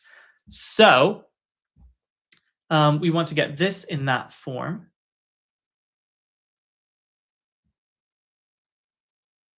Now let's also do our limits. When x is equal to 0, theta is equal to 0, because this thing is equal to 0. That happens when sine theta is 0. The limit of a, when x is equal to a, that means sine squared is equal to 1. That happens when theta is equal to pi over 2. And that's where these limits of 0 and pi over 2 come from. So therefore, the integral from 0 to a of x to the half root of a minus x dx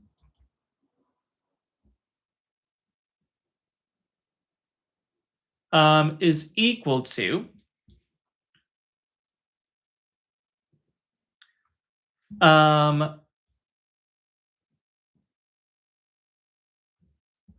The integral, the x limit of 0 corresponds to a theta limit of 0. The x coordinate of a corresponds to a theta limit of pi over 2.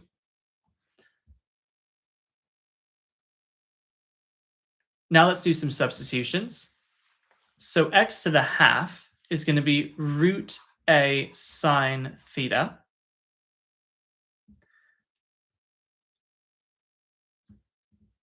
Well, in fact, let me do this all. Now I'll do this. So that then times the root of a minus a sine squared theta times dx, which is 2a sine theta cos theta d theta. So this is equal to the integral from 0 to pi over 2 of root a sine theta. Now, if we look at this guy, that's the root of a into 1 minus sine squared. But 1 minus sine squared theta is cos squared theta. So that's going to be root a times cos theta. Let me show you the simplification of that. Root of a minus a sine squared theta, root of a into 1 minus sine squared theta, root of a into cos squared theta, root a cos theta. So that's where that came from in case you need that. And then we have all of that times 2a sine theta cos theta. So the root a's will just turn into an a. So that becomes 2a squared.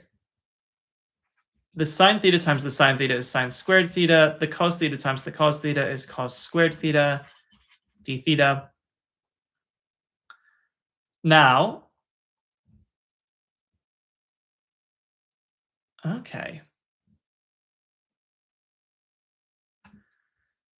Now I'm going to rewrite this as 0 to pi over 2. That's going to be 2a squared still, but this is going to be sine theta cos theta squared. Now that is a half of sine 2 theta, because sine 2 theta is 2 sine theta cos theta. May not be the most efficient path here, but it will do.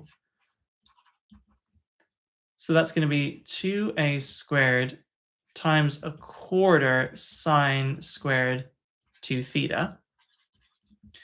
So I can now take my constants out the front and say 2 over a quarter is a half. So it's a squared over 2 times the integral from 0 to pi over 2 sine squared 2 theta d theta, which is as given, good. Hence, use algebraic integration to show that the integral of that is this.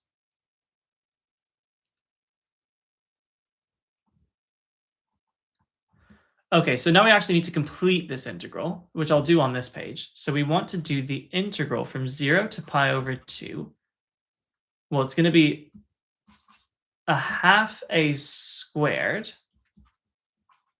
times the integral from 0 to pi over 2 of sine squared of 2 theta d theta.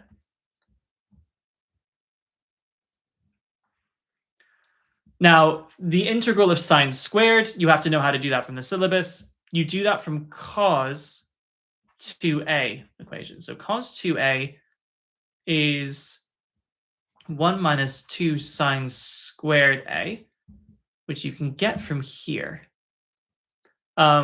Cos squared, cos of 2a is going to be cos a, which is cos squared, minus sine. Oop, apologies. Let me get my thing charged. Okay.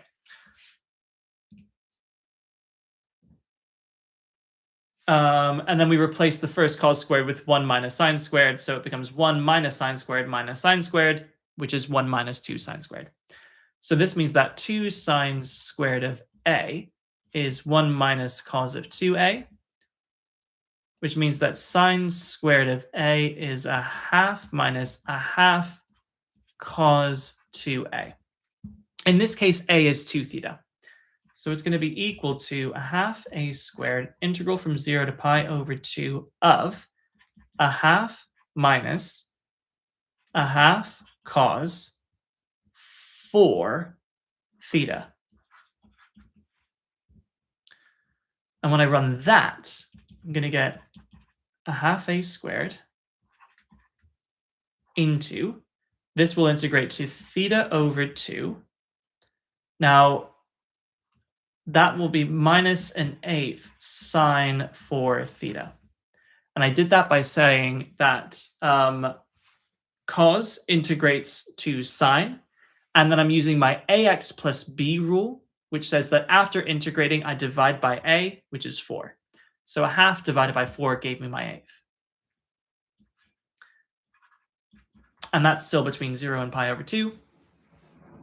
So plugging that in, we get a half A squared into pi over 4 minus an eighth sine of 2 pi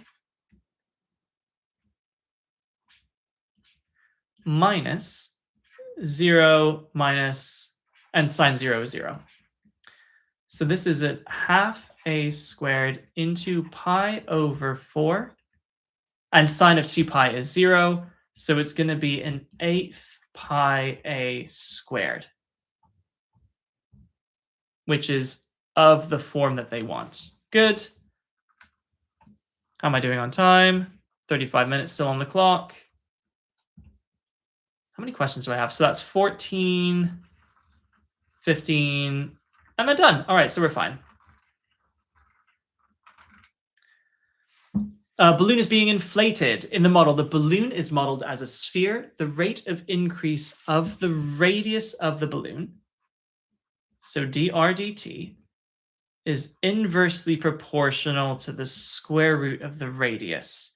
So I'm just going to write that down there for my benefit. At time t, the radius is r. Write down a differential equation. Okay, so for A, it means that dr dt is equal to k over root r. So I'm introducing a constant of proportionality, k.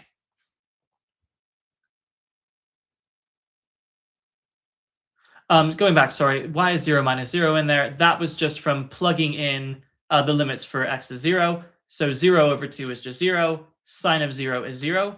Something you become comfortable with when you do integration with limits.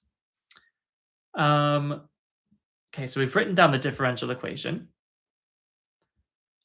At the instant when t is 10, we have boundary conditions. So solve the differential equation. Okay. So this is a separable differential equation. So the integral of root r dr equals the integral of k dt. So that is r to the half. So raise the power to 3 over 2 and divide by that to get 2/3 r to the 3 over 2 equals a half k squared plus c. Actually, what I should have done is use this information first to find what k is. And also, that's not k squared. What am I talking about? Silliness. Hold on. Let me restart this. So let's use these boundary conditions straight off the bat. So we know our first set of boundary conditions tells us that at t equals 10, r equals 16, and dr dt is 0.9. We can plug this in to find k immediately. So 0.9 is equal to k over 4, so k is equal to 3.6. That tells us that dr dt is equal to 3.6 over root r, and then we can separate this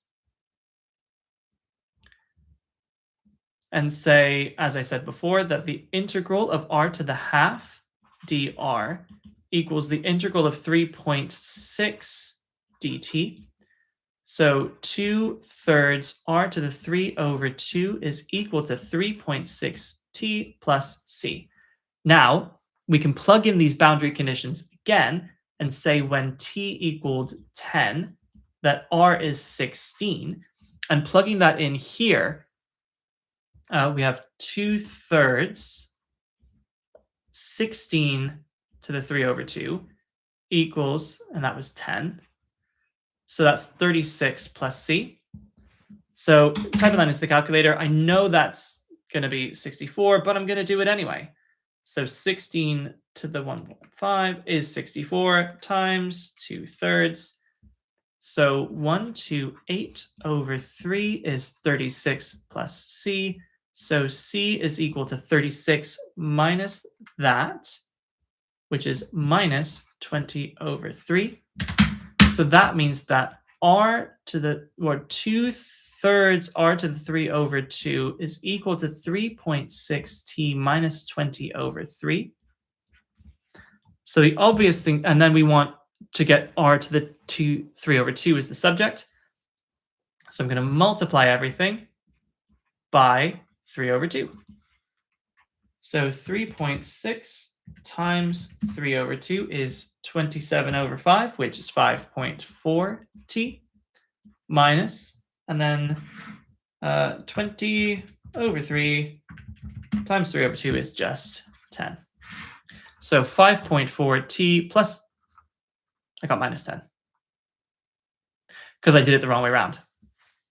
I am really glad that was a show that, because I would not have got that right. So it was 128 over 3. Again, it's always sign errors with me for some reason. Yeah, it was plus 20 over 3.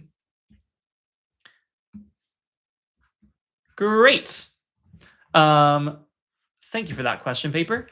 Hence, find the radius when t equals 20. Now, even if you couldn't do any of the previous bit, you can use this equation with this information moving forward. So never giving up on a question entirely. Always see if you can scrounge a method mark or two.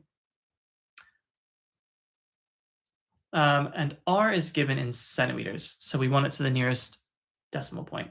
So for c, we have t equals, I believe it was 20. Yep. Which means that r to the 3 over 2 is equal to 5.4 times 20 is 108, plus 10, which is 118. And now I have to take both sides to the 2/3 to cancel those powers. So 118 to the power of 2/3 is 24.1 centimeters. That's the nearest millimeter. So, or I'll belt and braces to say is 241 millimeters. And then D, suggested limitation on the model. I hate these questions. It's a balloon. So this implies, it implies the balloon can fill infinitely when in reality will pop.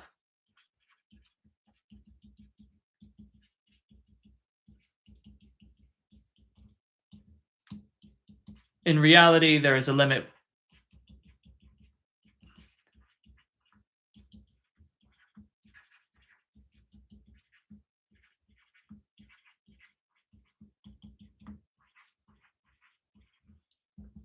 But balloon can go boom. Yes, you can take that to the bank.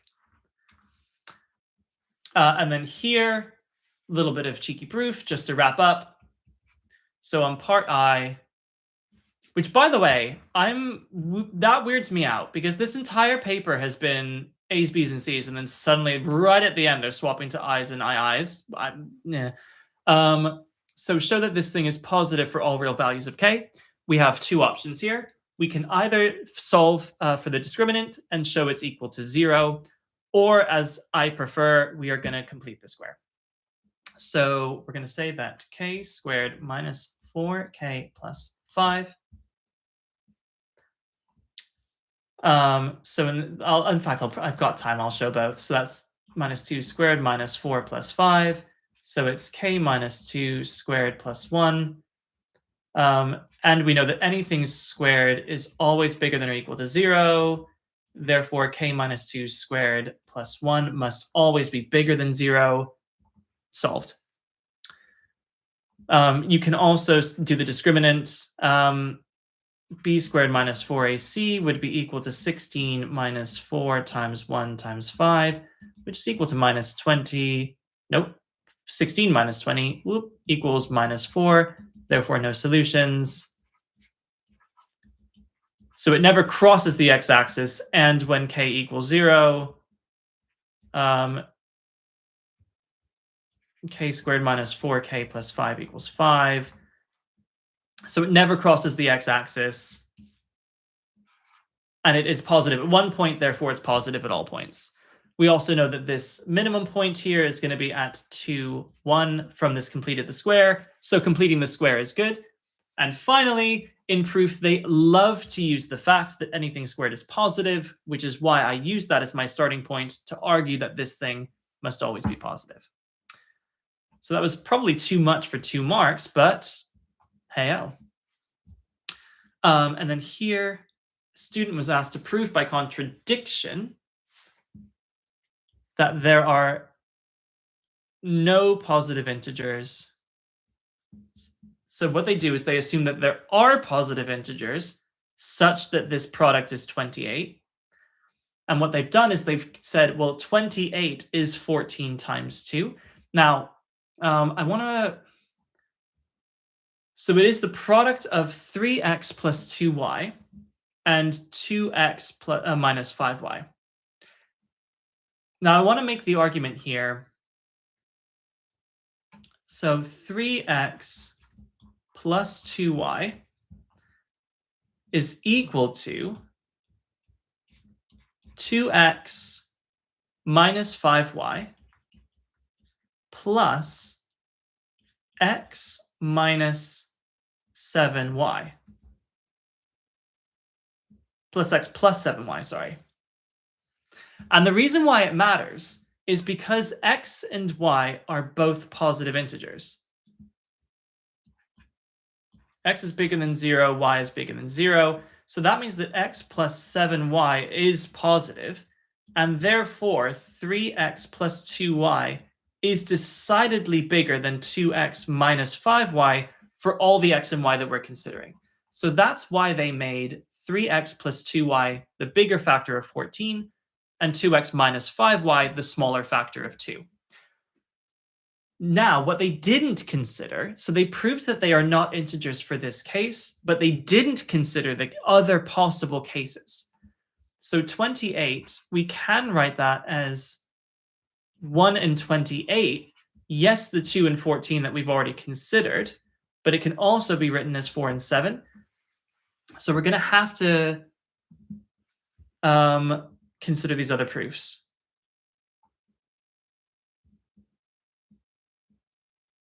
So we're going to consider these other cases where 3x plus 2y is equal to 28 and 2x minus 5y is equal to 1. We're going to solve those simultaneously by saying that I'm going to use the elimination method. Doubling up the top equation, we get, what's 28 times 2? 28 times 2 is 56. And multiplying the bottom equation by 3, 6x minus 15y equals 3. We're going to do top minus bottom to get 19y equals 53. So y equals 53 over 19, which is 53 over 19. And x, in that case, would be 1 plus 5, answer all over 2. X is 142 over 19, not integers. We also have the case that 3x plus 20 plus 2y, blah. Let me try that again. We also have the case that 3x plus 2y is equal to 7, and 2x minus 5y is equal to 4. We're going to do the same thing. 6x plus 4y equals, we're doubling this up, so that becomes 14, and we have 6x minus 15y. We're tripling this up.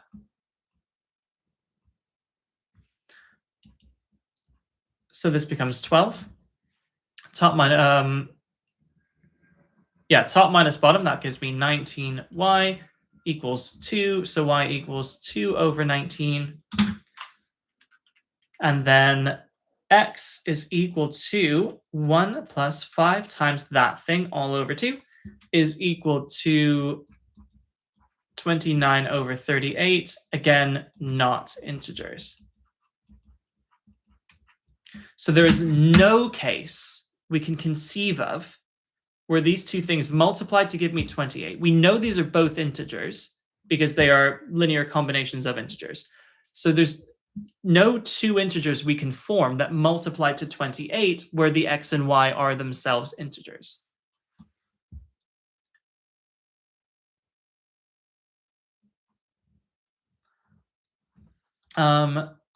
Therefore, x and y are never integers. Contradicts the assumption that they were integers.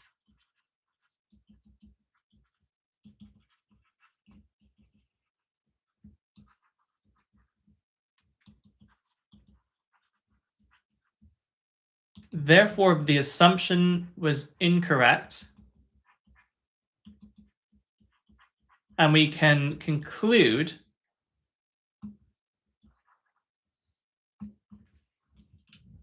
the final statement, therefore, statement is given.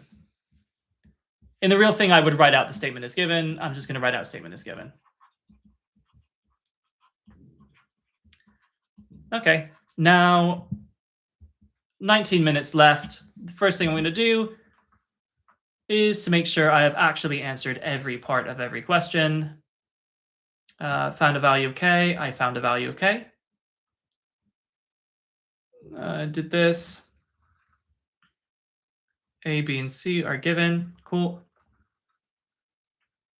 Yep, did that. Found it in that form. Using algebra, find it where it's decreasing. Yep, I did that. Have I got A, B, and C answered? Yes, I do. Have I got A, B, and C answered? Yes, I do. Have I got everything answered down to D? A, B, C, part 1, 2, and D. Good. Here, have I done A and B? Yes, I have. Have I done A, B, and C? Yes, I have. Did I do this? I did. Did I do everything down to D, B, C? Yes, I did. In the real thing, I would check this a lot more closely, but for the purposes of demonstration, I think this will be fine. We've got a mark scheme, so any mistakes I made, I will catch. In the real thing, I would be trying to check my work by plugging my answers back in and seeing if they, in fact, I might pick one or two of these to do that, to show you how I would check in the real thing, because I think that's,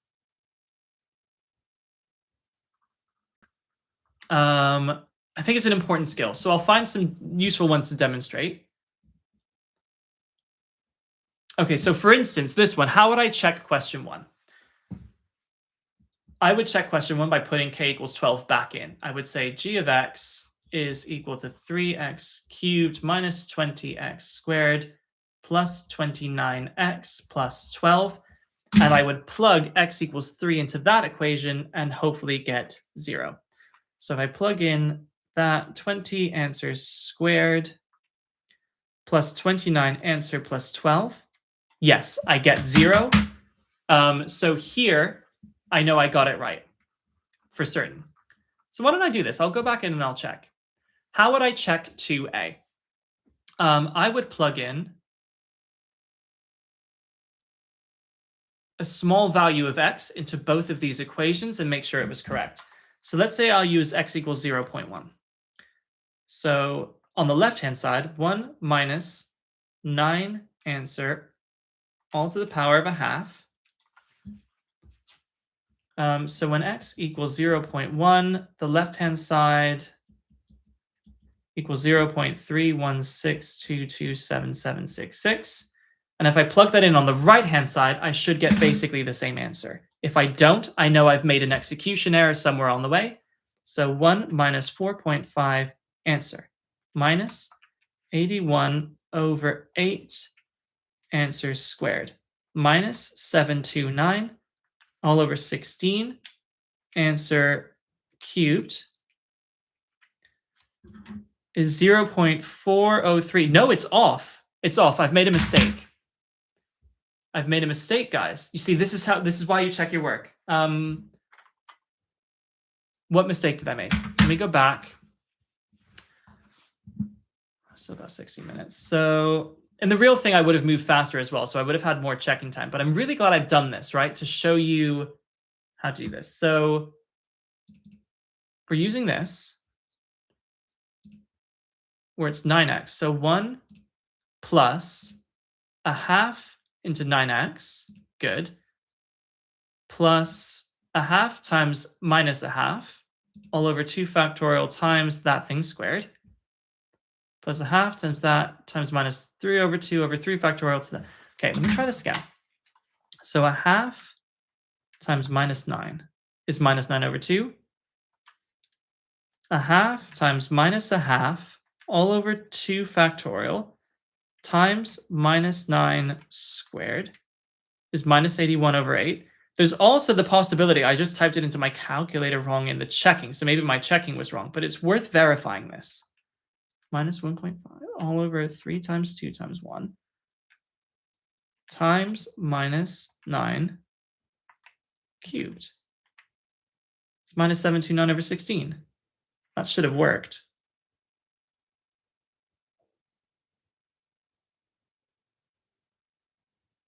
Maybe maybe it's because it was too. Maybe I should have. Okay.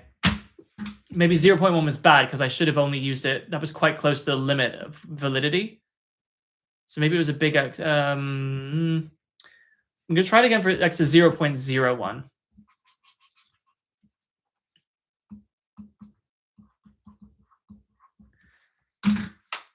Because I think checking is an underrated skill, and it's something they don't really teach you in classrooms. So I'm happy to demo.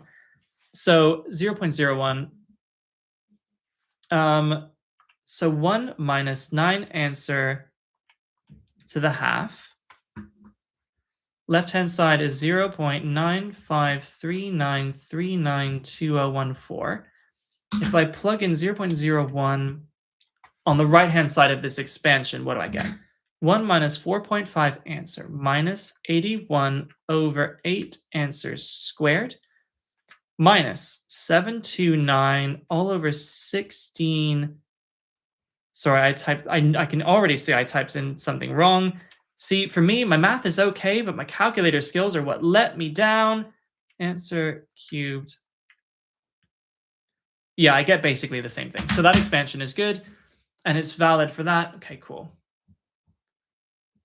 Show that it lies on the interval. The sign changed. That's fine. 3 decimal places. This is still quite close to 3.7, so I'm feeling okay about that. This is just right. Nothing to verify there. Differential. This one I would kind of just check again. So bottom d top minus top d bottom all over bottom squared. 2x squared plus 8 minus 4x squared plus 6x. Yeah, that all tracks. And for this one,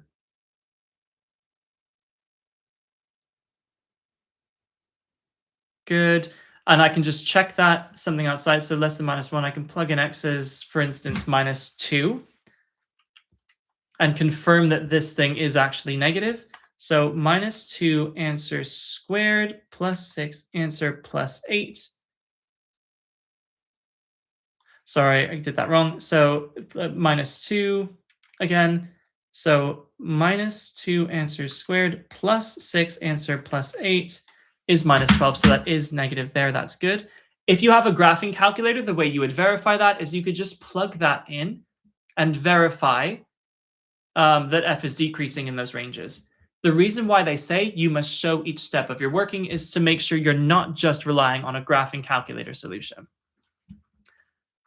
6, find the coordinates of P. That was done very simply. X is 0. When the modulus is 0, x is equal to 2, y is equal to 5. Solve this equation. That's very simple. Let's plug it back in. So when x is, 15 over 7, I'm going to do 16 minus 4 answer, and I'm going to get 52 over 7 on the left-hand side. And on the right-hand side, 15 over 7 is that. Minus 2 is still positive. Times 3 plus 5 is 38 over 7, which doesn't work. Sorry, that should have been minus 1. You see, this is why I check. This is why I check. Minus 6 plus 5. No, that's minus 1. Okay, I'm really glad I'm doing this, guys. Look, I even wrote it there correctly. Outrageous behavior. Okay, so that should have been minus 1, which means I should have added across to get 17. So x is 17 over 7. Let me verify that. You see, plugging your answers in is such a good way of finding things. So 17 over 7 equals that. So 16 minus 4 answer actually would have been 44 over 7. And 17 over 7. So 3 into that minus 2 plus 5 is 44 over 7. So this one works. And when x is equal to 5. Oh, hang on a minute. This assumed the negative case. Hold on, this is minus 3x. This is minus 4x. So this is actually a steeper gradient. No. Oh, this is great. I'm glad I'm checking. Because remember, this is only true of the negative branch, which is only true for this negative branch. It has to be x's. This is only true when x is less. So this is true if x is bigger than 2. This is true if x is less than 2. But that has x equals 5. So that's not a solution.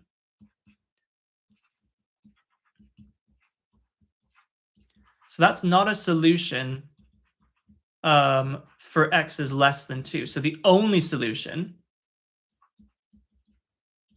is this, 17 over 7. Woo! Guys, checking is so important. Now here,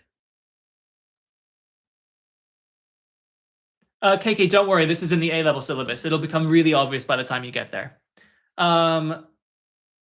So let me just see if I can finish this in time, because I got 9 minutes on the clock. And I know I've taken my time, but there's the part of me that's like, oh, I want to get it done in time. So find the range of values of x. 1 point. So that is, I still maintain m is bigger than half. So let's try m equals 1, for instance. 1.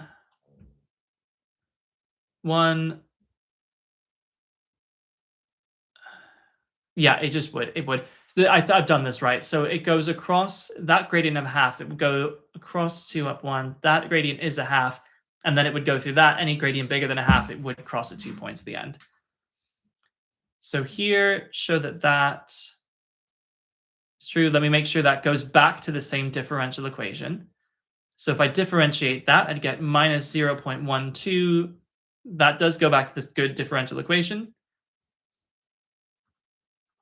And then initially, it's at 1.5. Let me make sure that works. So initially, when t equals 0, e to the 0 is 1, you would get 1.5. Good. So that is correct. Okay, so what I'm going to do here is plug the time back in and make sure I get 1.2. So for a time of 3.4657, if I plug that back into the model, I would get 0.6 e to the minus 0.2 answer plus 0.9. And I would get 1.2, so B is correct. The height of the hole is just going to be 0.9. That's fine.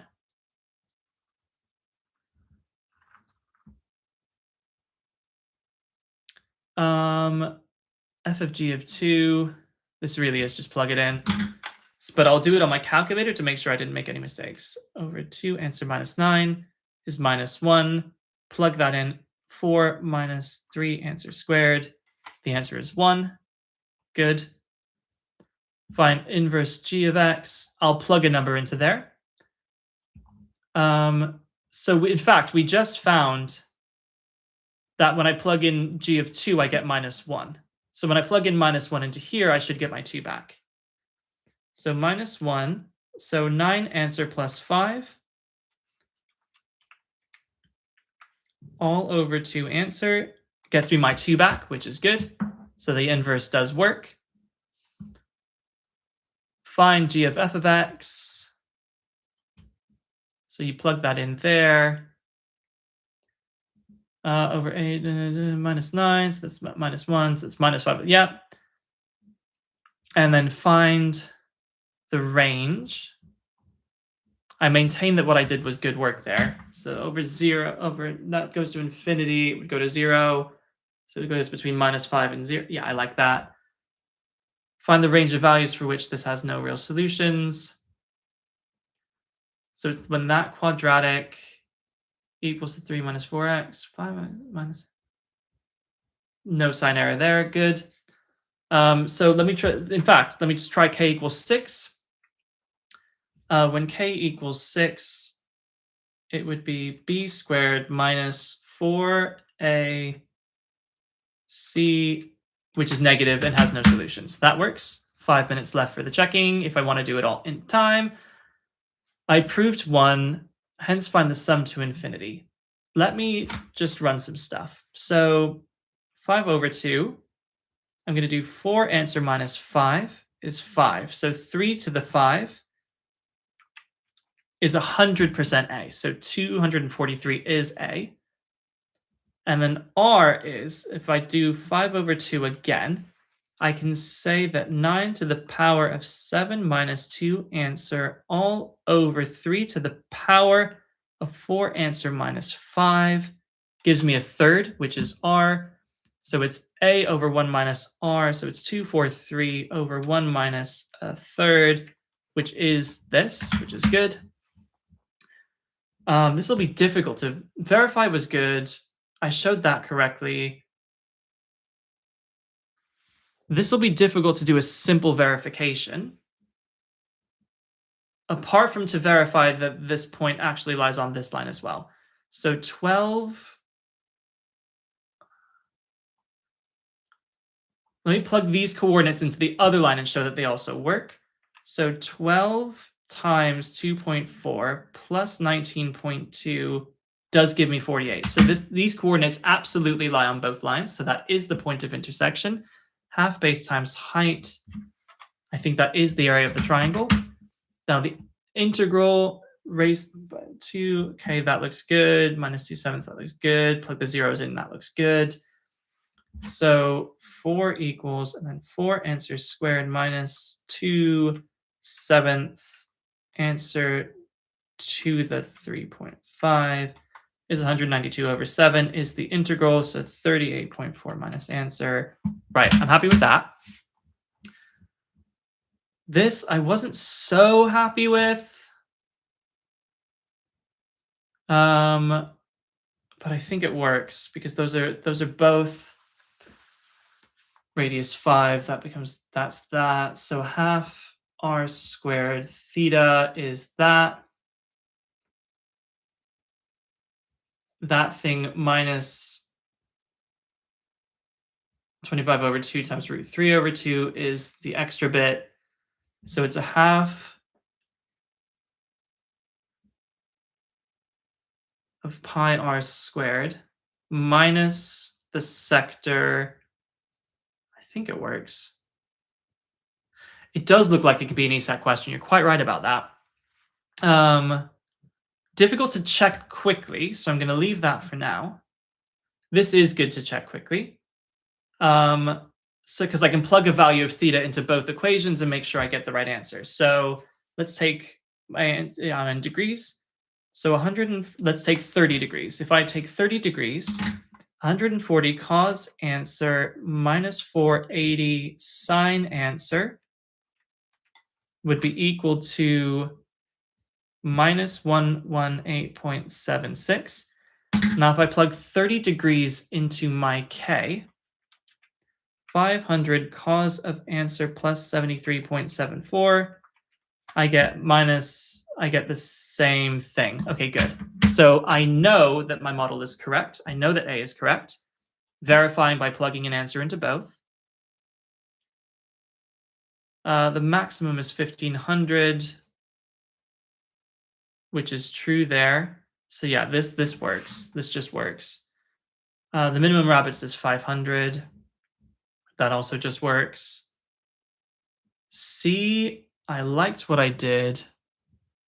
I'm running out of time on the check, but because I chatted so much and went slowly, I'm going to let myself go over on time a little bit. Just demonstrate how I would check my work. So for C, the actual number of rabbits is at a minimum in mid-April. I think I saw, let me just check. I'm going to plug this value of T back in and make sure I get the right thing. So 3.542. So 1000 plus 500 cos of 30 answer plus 73.74. I get 500, which is perfect. So that is the time at the minimum. And then you're completing 0 to 1 is January, 1 to 2 is Feb, 2 to 3 is March, 3 to 4 is April. So it is mid-April, so it's valid. D, let me check this actually is the minimum. So I'm going to plug my answer back in. So 34 over 3. Technically, time is up now on the clock, but again, I'm going to keep going because in the real thing, I would have had time because I wouldn't have been going so slow, explaining my work, chatting, and I think it's useful for you to see how I would check it so you get these skills. So plugging my answer back in, I get a value. Oh, see, I don't get the number of foxes is at its minimum after T months. 30T plus 70. I think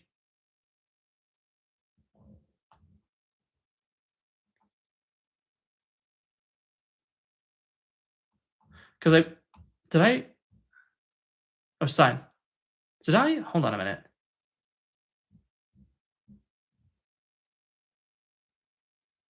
Look, see, this is why you verify. This is why you plug things into check. I got 153. I expected to see 30. So I was like, wait, what's wrong? Look what I did. This is such a thing. 30T plus 70, 30T plus 70, 30T minus 70. This is why you check. This is why you plug your answers back in, guys. This entire thing is wrong now. So in the real thing, I would have caught that. That is good. There will always be execution errors. So you've got to go back and check and find them. So if I plug 20 over 3 into my equation for rabbits, 1000 plus 500 cos of 30 answer plus 73.74, and you get 1033. This is why you check your work. So I show that I did show that.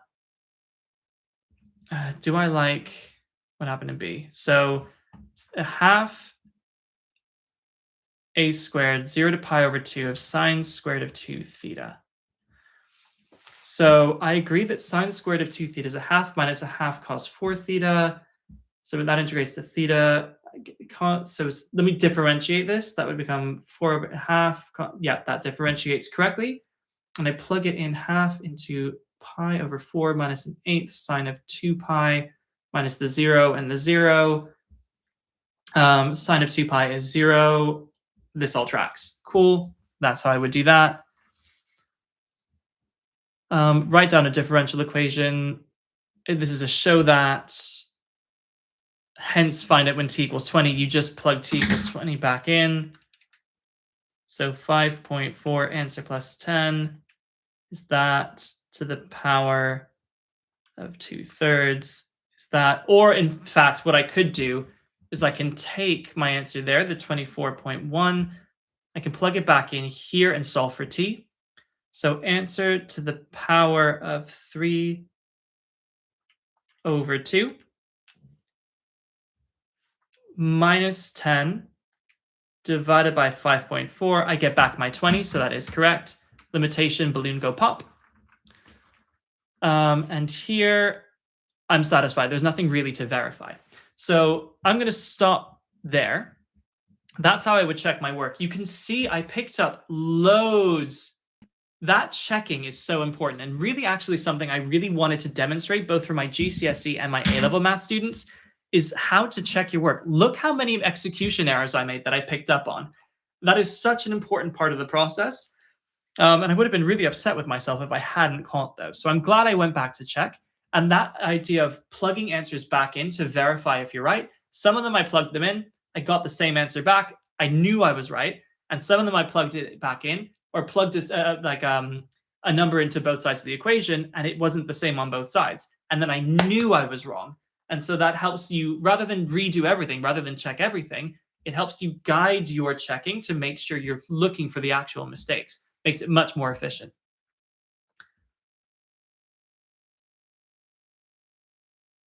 Oh, unis now have our TMUA ESAT for January sitters. Okay.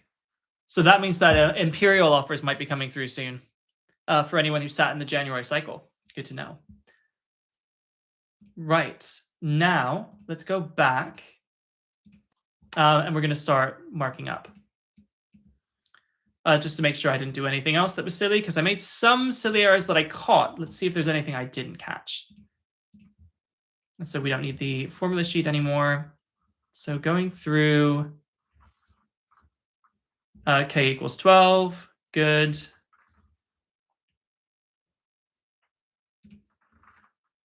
Minus 9 over 2, 80 minus 81 over 8, minus 7, good. It's outside this range. So exactly, the 2/9 is outside the range, so it's divergent, blah, blah, blah, blah, blah. Good. So here we get a change in sign from substituting in accurately. Change of sign, and the function is continuous, so you need both. Therefore, root in the interval. So half plus a half x squared half x, good. Make this a bit bigger. Great, you can see it now. Love that for you. 3.672, perfect. Okay. So you find that the limit as h tends to 0. Yeah. Standard, as long as you know how to do your first principle stuff. Here, minus 2x squared plus 6x plus 8, good. And then x is less than minus 4, x is big, yeah. Great. So here we have 2, 5, 17 over 7 only, which is good. I'm glad I went back to find that. Oh, I didn't consider the max.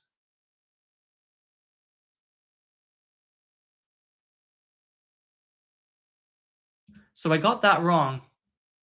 Why did I get that wrong?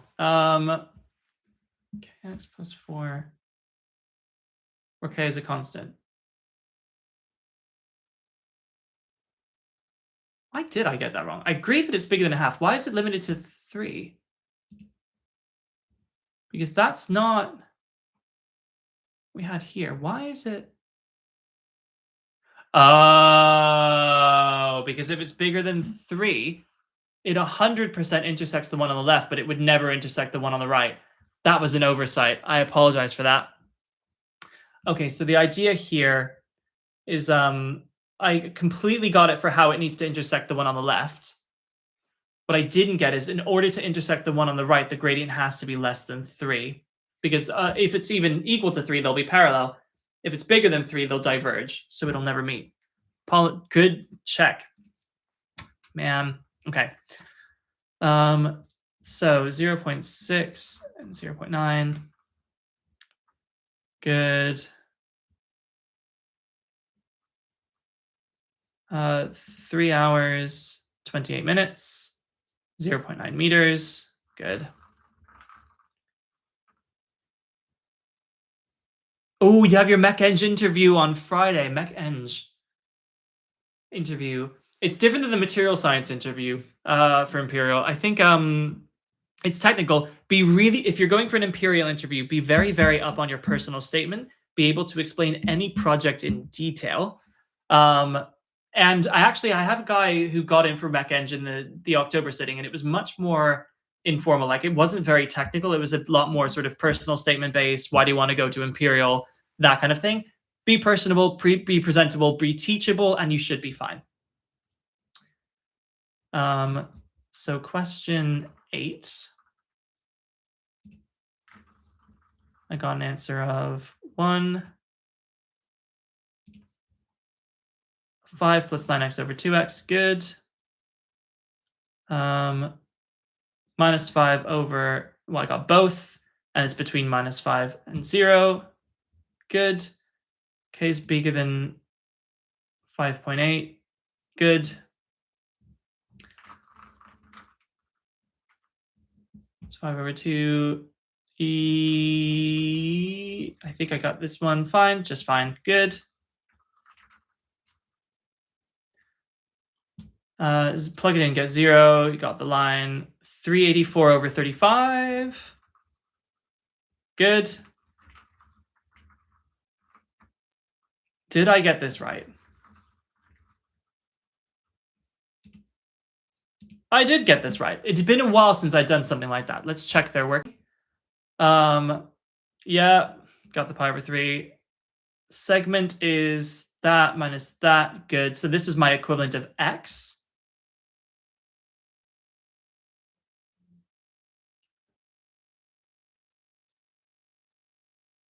It's a half r squared. I think I did the bottom one. Semicircle. Yeah, I got that. Okay, cool. So that we did the same method. So hopefully that was clear enough when I was explaining it. Getting into 12. 570, good. 1,000 plus 500 stuff. Armin is 500.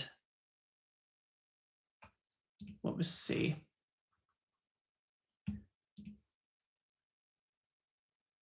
Oh, they did the other way around. I'm going to check the alternatives for C.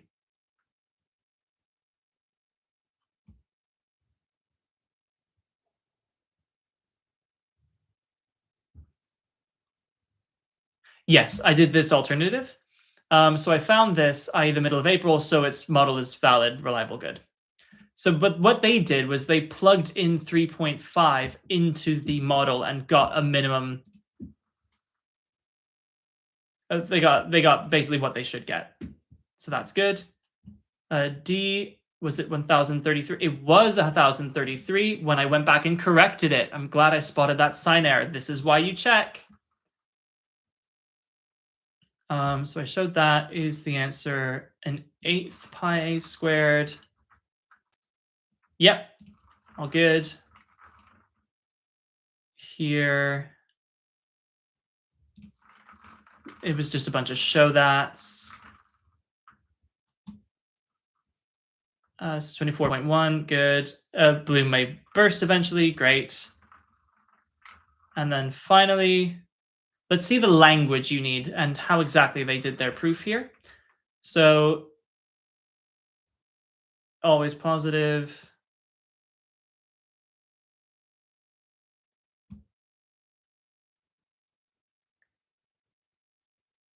Yeah. Okay, and then let's see what they wanted. So 28 and 1, 7 and 4.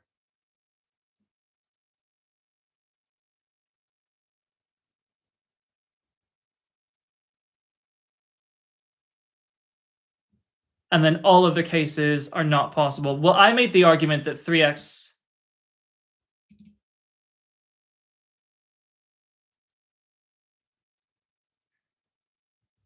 I made a slightly different argument there and said that, like, out of those, so instead of doing all 5 combinations, I didn't consider combinations where 3x plus 2y was the smaller number, because I made the argument that it would always have to be bigger. I want to check if that's in the alternative. Yes, I did this.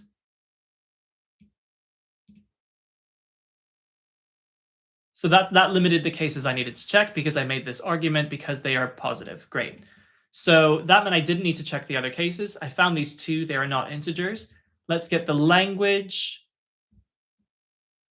All cases considered, correct reasons, concluding statement, e.g. hence proven.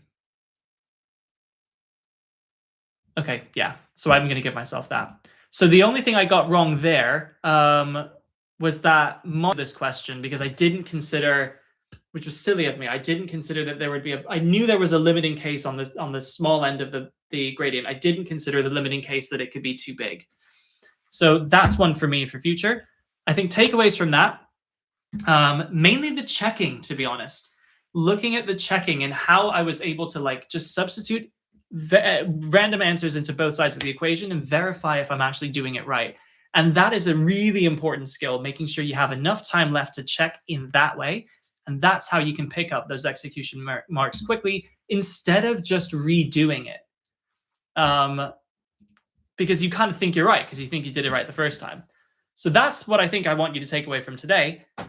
We've been going for a while, so I think I'm going to end the stream there. I'll be doing an evening stream this week, probably Wednesday at 5:30. Topic TBD, but open to any suggestions on that. In the meantime, I'm going to get myself ready for half term and get some admin done. So hopefully you guys enjoyed that. I definitely have more fun doing math papers, and I think it's more helpful me demonstrating that checking technique. So I think my live solves, I will pivot back into the A-level math, having done a little bit of the physics. Not yet. I apologize for the Discord server is open, but I'm not in it yet because I haven't set up my account yet because I've just been, like, really swamped on, like, admin and things and definitely need a bit of a break. But the Discord server is very much coming. And I'll do a community post for it being up and live. When it's up and live, I'll also add it to the channel notes, and it should hopefully be done sometime this week. So keep an eye out for that. And in fact, I really desperately need to get it done by this sometime this week because my schedule next week will be a little bit more up in the air, less of the usual stuff that we've been doing. So that will be necessary for you to know when I'm going to go live. But yes, I will keep you posted on that. I promise that's coming this week. And in the meantime, I will see you on Wednesday at 5:30, it looks like. All right. Take care, guys. I'll see you then. Hopefully you enjoyed that. See you next time. Bye-bye.